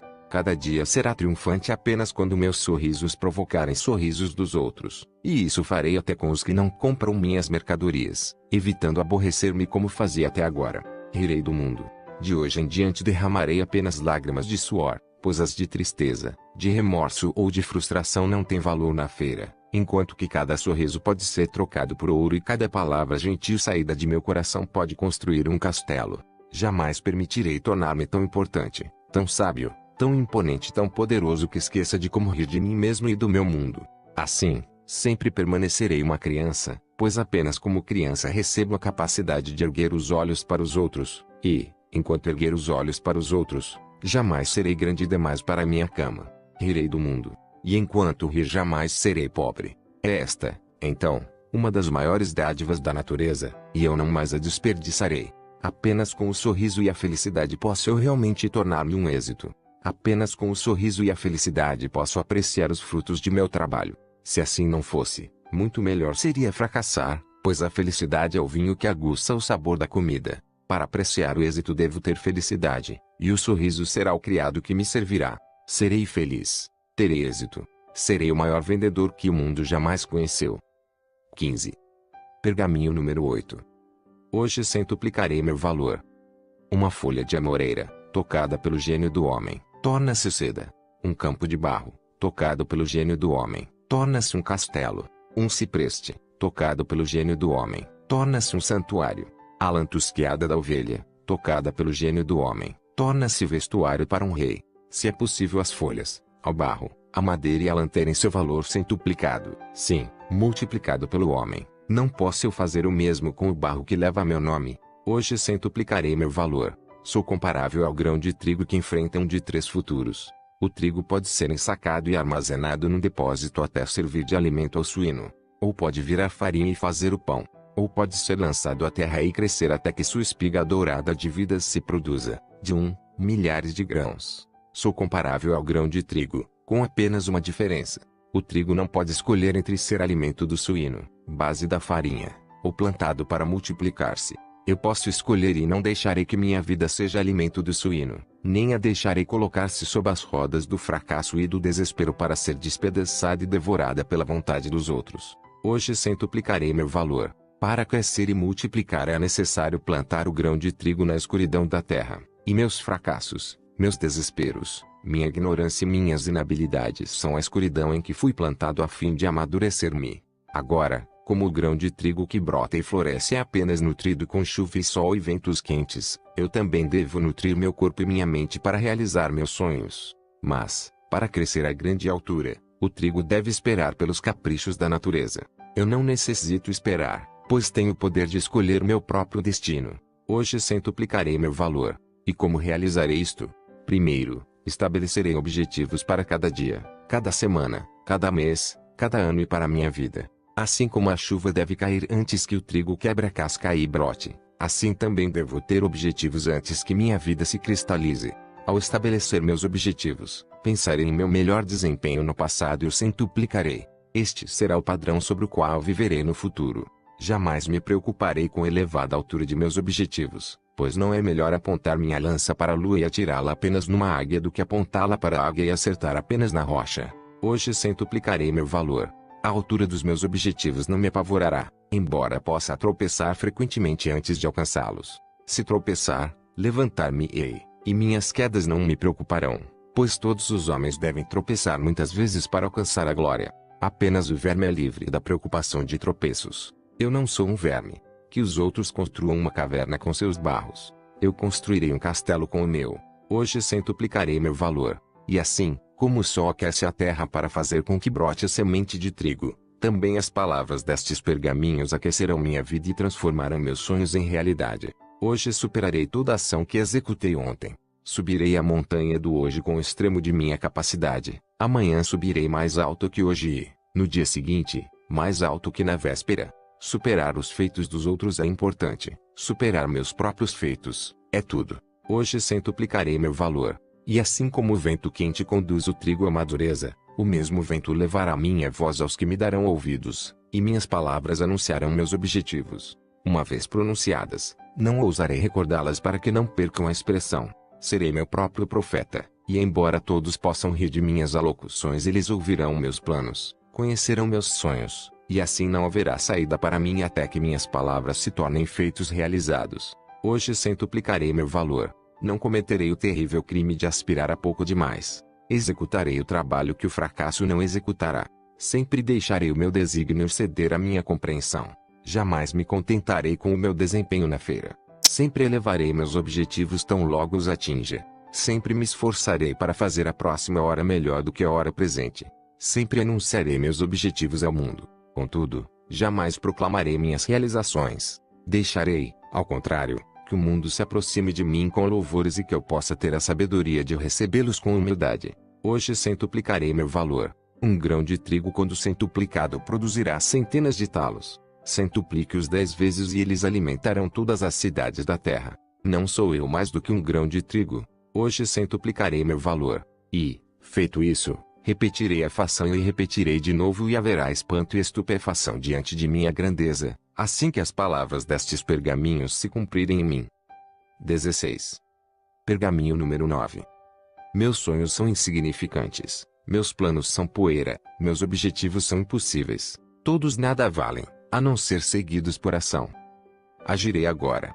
Jamais existiu mapa, por mais cuidadosamente executado em detalhe e escala, que elevasse o seu possuidor um só centímetro do chão. Jamais houve uma lei, conquanto honesta, que impedisse um crime. Jamais houve um pergaminho, mesmo como este que agora tenho nas mãos, que ganhasse um tostão sequer ou produzisse uma única palavra de aclamação. Somente a ação transforma o mapa, o papel, este pergaminho, meus sonhos, meus planos, meus objetivos em força viva. A ação é o alimento e a bebida que nutrirá o meu êxito. Agirei agora. Minha acomodação, que me atrasa, nasceu do medo, e agora reconheço este segredo tirado das profundezas de todos os corações corajosos. Agora sei que para vencer o medo devo sempre agir sem hesitação, e as hesitações do meu coração desaparecerão. Agora sei que a ação reduz o leão do terror à formiga da equanimidade. Agirei agora. De hoje em diante, relembrarei a lição do vagalume que acende sua luz apenas quando voa, apenas quando está em ação. Tornar-me-ei um vagalume, e mesmo durante o dia, meu fulgor será visto, apesar do sol. Que os outros sejam como borboletas que alisam suas asas, mas dependem da caridade de uma flor para viver. Serei como o vagalume, e minha luz iluminará o mundo. Agirei agora. Não evitarei as tarefas de hoje e não as deixarei para amanhã, pois sei que o amanhã jamais chega. Deixe-me agir agora. Mesmo que minhas ações possam não trazer felicidade ou êxito, pois é melhor agir e fracassar do que não agir e atrapalhar-me. A felicidade, em verdade, pode não ser o fruto colhido pela minha ação, mas sem ação todo fruto morrerá na vinha. Agirei agora. Agirei agora. Agirei agora. Agirei agora. De hoje em diante, repetirei estas palavras sempre e sempre, cada hora, cada dia, até que elas se tornem um hábito como minha respiração e as ações que se seguirem tornem-se tão instintivas como o piscar de meus olhos. Com estas palavras posso condicionar minha mente a executar tudo o que seja necessário ao meu êxito. Com estas palavras posso condicioná-la a enfrentar todos os desafios que o fracasso evita. Agirei agora. Repetirei estas palavras sempre e sempre. Ao acordar, eu as pronunciarei e pularei da cama, enquanto o fracasso dorme uma hora mais. Agirei agora. Ao entrar na feira, eu as repetirei e imediatamente enfrentarei a primeira possibilidade, enquanto o fracasso pondera, ainda, se valerá a pena. Agirei agora. Ao encontrar uma porta fechada, eu repetirei as palavras, e baterei enquanto o fracasso espera lá fora com medo e agitação. Ao me defrontar com a tentação eu as repetirei outra vez e agirei imediatamente para afastar-me da maldade. Agirei agora. Ao ser tentado a desistir e recomeçar amanhã, eu as pronunciarei, imediatamente. Agirei para consumar outra venda. Agirei agora. Apenas a ação determina meu valor na feira e, para multiplicar meu valor, multiplicarei minhas ações. Andarei por onde o fracasso teme andar. Trabalharei enquanto o fracasso procura descanso. Conversarei enquanto o fracasso permanece calado. Visitarei 10 que podem comprar minhas mercadorias, enquanto o fracasso faz grandiosos planos para visitar um. Direi que está tudo consumado antes que o fracasso diga que é tarde demais. Agirei agora, pois o agora é tudo que tenho. O amanhã é o dia reservado para o trabalho do preguiçoso. Eu não sou preguiçoso. O amanhã é o dia em que o mal se torna bom. Eu não sou mau. O amanhã é o dia em que o fraco se torna forte. Eu não sou fraco. O amanhã é o dia em que o fracasso terá êxito. Eu não sou um fracasso. Agirei agora. Quando o leão está faminto, ele come. Quando a águia tem sede, ela bebe. Se não agem, ambos correrão perigo. Sinto fome de êxito. Sinto sede de felicidade e paz de espírito. Agirei para não correr perigo numa vida de fracasso, de miséria e de noites indormidas. Eu ordenarei e obedecerei às minhas próprias ordens. Agirei agora. O êxito não esperará. Se eu retardo, ele se compromete com outro e eu perco para sempre. Esta é a hora. Este é o lugar. Eu sou o homem. Eu agirei agora. 17. Pergaminho número 10. Quem tem a fé tão pequena que, em momento de grande desastre ou agitação, não haja clamado a seu Deus. Quem já não gritou quando confrontado com o perigo, a morte, ou o mistério além de sua compreensão ou experiência normal? De onde vem esse profundo instinto que escapa da boca de todas as criaturas vivas em momentos de perigo? Mova rápido sua mão ante os olhos de alguém e ele irá piscar. Dê uma pancadinha logo abaixo do joelho e sua perna irá pular. Confronte alguém com um negro horror na face e ele dirá, meu Deus, levado pelo mesmo impulso. Não necessito permear minha vida de religião a fim de reconhecer este grande e maior mistério da natureza. Todas as criaturas que andam sobre a terra, inclusive o homem, possuem um instinto de gritar por socorro. Porque possuímos esse instinto, esse dom, não são nossos gritos uma forma de súplica? Não é compreensível, num mundo governado pelas leis da natureza, que uma mente grandiosa, a parte de dar ao cordeiro, à mula, ao pássaro, ao homem, o instinto de gritar por socorro, tenha também permitido que o grito fosse ouvido por algum poder superior capaz de ouvir e atender ao grito de socorro. De hoje em diante eu suplicarei, mas meus gritos por socorro serão apenas pedidos de orientação. Jamais suplicarei pelas coisas materiais do mundo. Não peço ao criado que me traga comida. Não determino ao hospedeiro que me dê um quarto. Jamais buscarei dádivas de ouro, amor, saúde, vitórias mesquinhas, fama, êxito ou felicidade. Suplicarei apenas por orientação para que eu venha saber a maneira de adquirir estas coisas e serei sempre atendido em minha súplica. A orientação que busco, tanto pode chegar, como pode não chegar, mas não são ambas uma resposta. Se uma criança busca pão com seu pai e não encontra, não dê ao pai uma resposta. Suplicarei por orientação e suplicarei como um vendedor. Desta maneira, ó Criador de todas as coisas, ajudai-me. Pois hoje saio pelo mundo nu e só, e sem vossa mão para orientar desviar-me-ei do caminho que conduz ao êxito e à felicidade. Não peço ouro ou roupa ou mesmo oportunidades segundo minha capacidade, mas orientação para que possa adquirir capacidade segundo minhas oportunidades. Ao leão e à águia ensinastes a caçar e a prosperar com os dentes e as garras. Ensinai-me a caçar com palavras e a prosperar com amor para que eu possa ser um leão entre os homens e uma águia na feira. Ajudai-me a permanecer humilde nos obstáculos e fracassos, mas não oculteis dos meus olhos o prêmio que virá com a vitória. Conferi-me tarefas para as quais outros fracassaram, mas orientai-me na colheita das sementes do êxito nos fracassos dos outros. Confrontai-me com temores que temperarão o meu espírito, mas dotai-me de coragem para rir de meus receios. Reservai-me dias suficientes para alcançar meus objetivos, mas ajudai-me a viver este dia como se fosse o meu último dia. Orientai-me em minhas palavras para que elas frutifiquem, mas acautelai-me a língua, para que a ninguém difame. Disciplinai-me no hábito de tentar sempre e sempre, mas mostrai-me a maneira de utilizar-me da lei das médias. Favorecei-me com a prontidão em reconhecer as oportunidades, mas dotai-me com a paciência que concentrará minha força. Banhai-me em bons hábitos para que os maus hábitos se afoguem, mas concedei-me a compaixão pela fraqueza dos outros. Fazei-me sofrer para saber que todas as coisas passarão, mas ajudai-me a contar minhas bênçãos de hoje. Sujeitai-me ao ódio, para que ele não seja um estranho, mas enchei minha taça de amor para transformar estranhos em amigos. Mas que todas estas coisas aconteçam apenas segundo vossa vontade. Sou uma uva pequena e solitária compondo a vinha, mas me fizestes diferente de todas as outras. Em verdade, deve haver um lugar especial para mim. Orientai-me, ajudai-me, mostrai-me o caminho. Deixai-me tornar em tudo aquilo que planejastes para mim quando minha semente foi plantada e escolhida por vós para brotar no vinhedo do mundo. Ajudai este humilde vendedor. Orientai-me, meu Senhor. 18. E assim sucedeu que a filha esperou em seu solitário palácio por aquele que iria receber os pergaminhos. O ancião, tendo apenas o guarda-livros de confiança por companhia, contemplava as estações irem e virem, e com a chegada das enfermidades da velhice ficava, apenas, calmamente sentado no jardim coberto. Ele esperou quase 3 anos após a distribuição de suas riquezas mundanas e da dispersão do seu império comercial.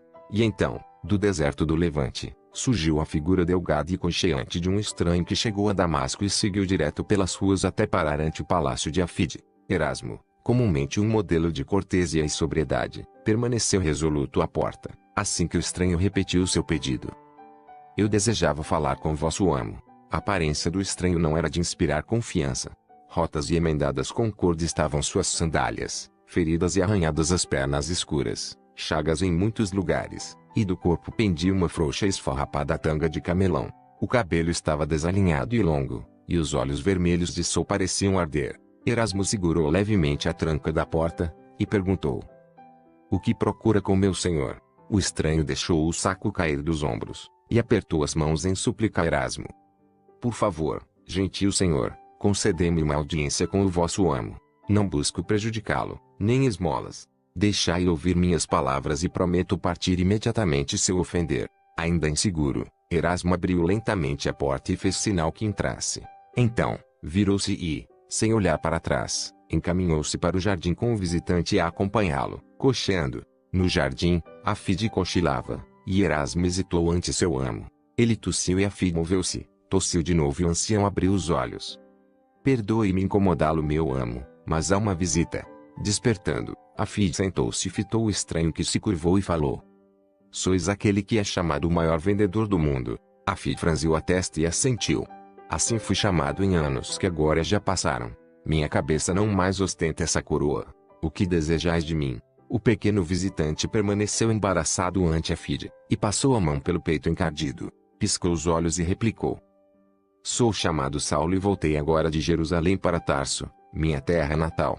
Suplico-vos, todavia, não deixeis que minha aparência vos confunda. Não sou um bandido do deserto nem um mendigo das ruas. Sou cidadão de Tarso e também de Roma. Os fariseus da tribo judia de Benjamim são o meu povo, e embora eu seja fabricante de tendas, por profissão, estudei com o grande Gamaliel. Alguns me chamam de Paulo. Ele se inclinava para o lado, ao falar, e Afide, não de todo desperto até esse momento, acenou com gesto de desculpas, para que ele se sentasse. Paulo assentiu, mas permaneceu de pé. Eu vim a vós em busca da orientação e ajuda que apenas vós podeis dar-me. Permitis, Senhor, contar-vos minha história. Erasmo, em pé atrás do estranho, balançou a cabeça violentamente, mas Afide fingiu não notar. Ainda sonolento, examinou o intruso com cuidado e, então, assentiu. Estou velho demais para levantar os olhos. Sente-se aos meus pés e eu o ouvirei. Paulo pôs o saco de lado e ajoelhou-se próximo ao ancião que esperava em silêncio. Há 4 anos atrás, porque o acumulado conhecimento de meus excessivos anos de estudo cegara meu coração para a verdade, fui testemunha pública do apedrejamento, em Jerusalém, de um santo homem, chamado Estevão. Ele fora condenado à morte pelo Sinédrio, por blasfêmia contra o nosso Deus. A filha interrompeu, com embaraço na voz. Eu não entendo minha ligação com essa atividade. Paulo ergueu a mão, como para acalmar o ancião. Explicarei rapidamente. Ele era seguidor de um homem chamado Jesus, que, menos de 1 ano antes do apedrejamento de Estevão, fora crucificado pelos romanos, por sedição contra o Estado. A culpa de Estevão residia na insistência de que Jesus era o Messias, cuja chegada fora prevista pelos profetas judeus, e que o templo conspirara com Roma para matar esse filho de Deus. Tal censura às autoridades só poderia ser punida com a morte e, como vos disse, eu participei. Ademais, pelo meu fanatismo e zelo juvenil, o sumo sacerdote do templo confiou-me a missão de viajar para Damasco à procura de todo seguidor de Jesus e, encontrando-o, trazê-lo acorrentado a Jerusalém para punição. Isso foi, como disse, 4 anos atrás. Erasmo olhou para a filha espantado, pois havia no rosto do ancião um olhar jamais visto pelo leal guarda-livros em muitos anos. Apenas o jorro da fonte se ouvia no jardim, quando Paulo prosseguiu. Então, ao aproximar-me de Damasco com morte no coração, surgiu no céu um súbito facho de luz. Recordo-me que não me assustei, mas caí ao chão, e embora não pudesse ver, ouvi uma voz em meu ouvido dizer: Saulo, Saulo, por que me persegues? Eu perguntei: quem és tu? E a voz respondeu: eu sou Jesus, a quem persegues, mas levanta-te e entra na cidade, e serás avisado do que fazer.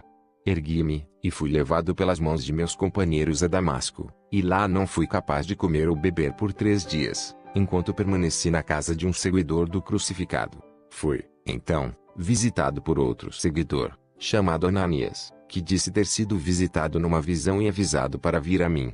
Ele passou a mão em meus olhos e pude ver de novo. Foi-me, então, possível comer e beber, e recuperar as forças. A filha curvou-se para a frente e inquiriu: o que ocorreu depois? Fui levado à sinagoga e minha presença como perseguidor dos seguidores de Jesus amedrontou-lhes os corações, mas fiz uma pregação, e minhas palavras os confundiram, pois falei que aquele que fora crucificado era realmente o Filho de Deus. E todos que me ouviram suspeitaram de um truque de minha parte para enganá-los, pois não causara eu matança em Jerusalém.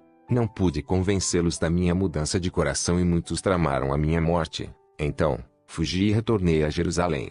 Em Jerusalém, os acontecimentos de Damasco repetiram-se.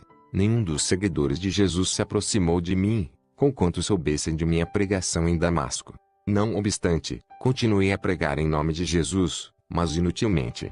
Em todo lugar que falava despertava o ódio daqueles que ouviam, até que um dia fui ao templo e, no pátio, enquanto assistia à venda de pombos e cordeiros para o sacrifício, a voz veio-me novamente. Então, o que disse? Perguntou Erasmo, sem poder se conter. A filha sorriu para seu velho amigo e fez sinal para Paulo continuar. A voz disse: tiveste a palavra por quase 4 anos, mas pouco mostraste a luz. Até a palavra de Deus tem de ser vendida às pessoas, ou não a ouvirão. Não falei eu em parábolas, para que todos entendessem. Pegarás poucas moscas com vinagre. Retorna a Damasco e procura aquele que é aclamado como o maior vendedor do mundo. Se deves espalhar minha palavra pelo mundo, deixa que ele te mostre a maneira de o fazer. A filha relanceou os olhos rapidamente em Erasmo e o velho guarda-livros sentiu a impronunciada pergunta. Era este, então, aquele por quem ele tanto esperava. O grande vendedor curvou-se para a frente e colocou a mão no ombro de Paulo. Falai-me sobre esse Jesus. A voz bem viva, com nova força e volume, Paulo falou de Jesus e de sua vida. Enquanto os dois ouviam, falou da longa espera judia por um Messias que viria e os uniria num novo e independente reino de felicidade e paz. Falou de João, o Batista, e da chegada, no palco da história, de alguém chamado Jesus, dos milagres realizados por esse homem, dos seus sermões às multidões, da revivificação do morto, do tratamento dado aos vendilhões. Falou ainda da crucificação, do sepultamento e da ressurreição. Finalmente, como para dar maior impacto a seu relato, Paulo enfiou a mão no saco que estava ao lado e dali retirou uma vestimenta vermelha, que colocou no colo de Afide. Senhor, Aí tendes todos os bens mundanos deixados por esse Jesus. Tudo que possuía ele distribuiu com o mundo, incluindo a vida. E, ao pé da cruz, soldados romanos disputaram nos dados esta túnica. Vinha possuí-la por meio de muito esforço e procura, quando estive por último em Jerusalém. A face empalidecida de Afide e suas mãos tremeram ao abrir a túnica manchada de sangue. Alarmado com a aparência de seu amo, Erasmo aproximou-se do ancião. Afide continuou a abrir a vestimenta até encontrar a pequena estrela bordada no tecido. A marca de Tola, cujo símbolo compunha as roupas vendidas por Patros. Próximo à estrela, um círculo bordado dentro de um quadrado. A marca de Patros. Sob os olhares de Paulo e Erasmo, o ancião ergueu a túnica e roçou-a gentilmente contra a face. Afide balançou a cabeça. Impossível. Milhares de outras túnicas foram fabricadas por Tola e vendidas por Patros nos anos de sua grande carreira de negócios. Ainda apertando contra si a túnica e falando num murmúrio rouco, Afide perguntou: Dizei-me o que se sabe do nascimento desse Jesus. Paulo respondeu: Ele deixou o nosso mundo com pouco, entrara nele com menos ainda. Nasceu numa gruta em Belém, ao tempo do recenseamento feito por Tibério. O sorriso de Afide parecia quase infantil aos dois homens e eles olhavam perplexos, pois lágrimas também rolavam de sua face enrugada. Ele enxugou-as com a mão e perguntou: E não foi a mais brilhante estrela que o homem já viu, a que brilhou sobre o berço daquela criança? Paulo abriu a boca, mas não pôde falar, nem era necessário. Afide abriu os braços, chamou Paulo a si. Então, as lágrimas de ambos se confundiram. Finalmente, o ancião ergueu-se e acenou para Erasmo: Meu leal amigo, vá à torre e traga o baú. Encontramos, afinal, o nosso vendedor. Nota do canal: Saulo, ou Paulo, o apóstolo, foi o maior pregador do evangelho da história. Multidões foram alcançadas por ele, prodígios e milagres realizou e, sozinho, escreveu a maior parte do Novo Testamento, deixando um legado, na minha opinião, superado somente pelo próprio Cristo, alcançando pessoas através das gerações, até os dias de hoje, e além. Obrigado por nos deixar compartilhar essa história. Deixe seu like e comentário, e inscreva-se no canal para receber novidades. Grande abraço.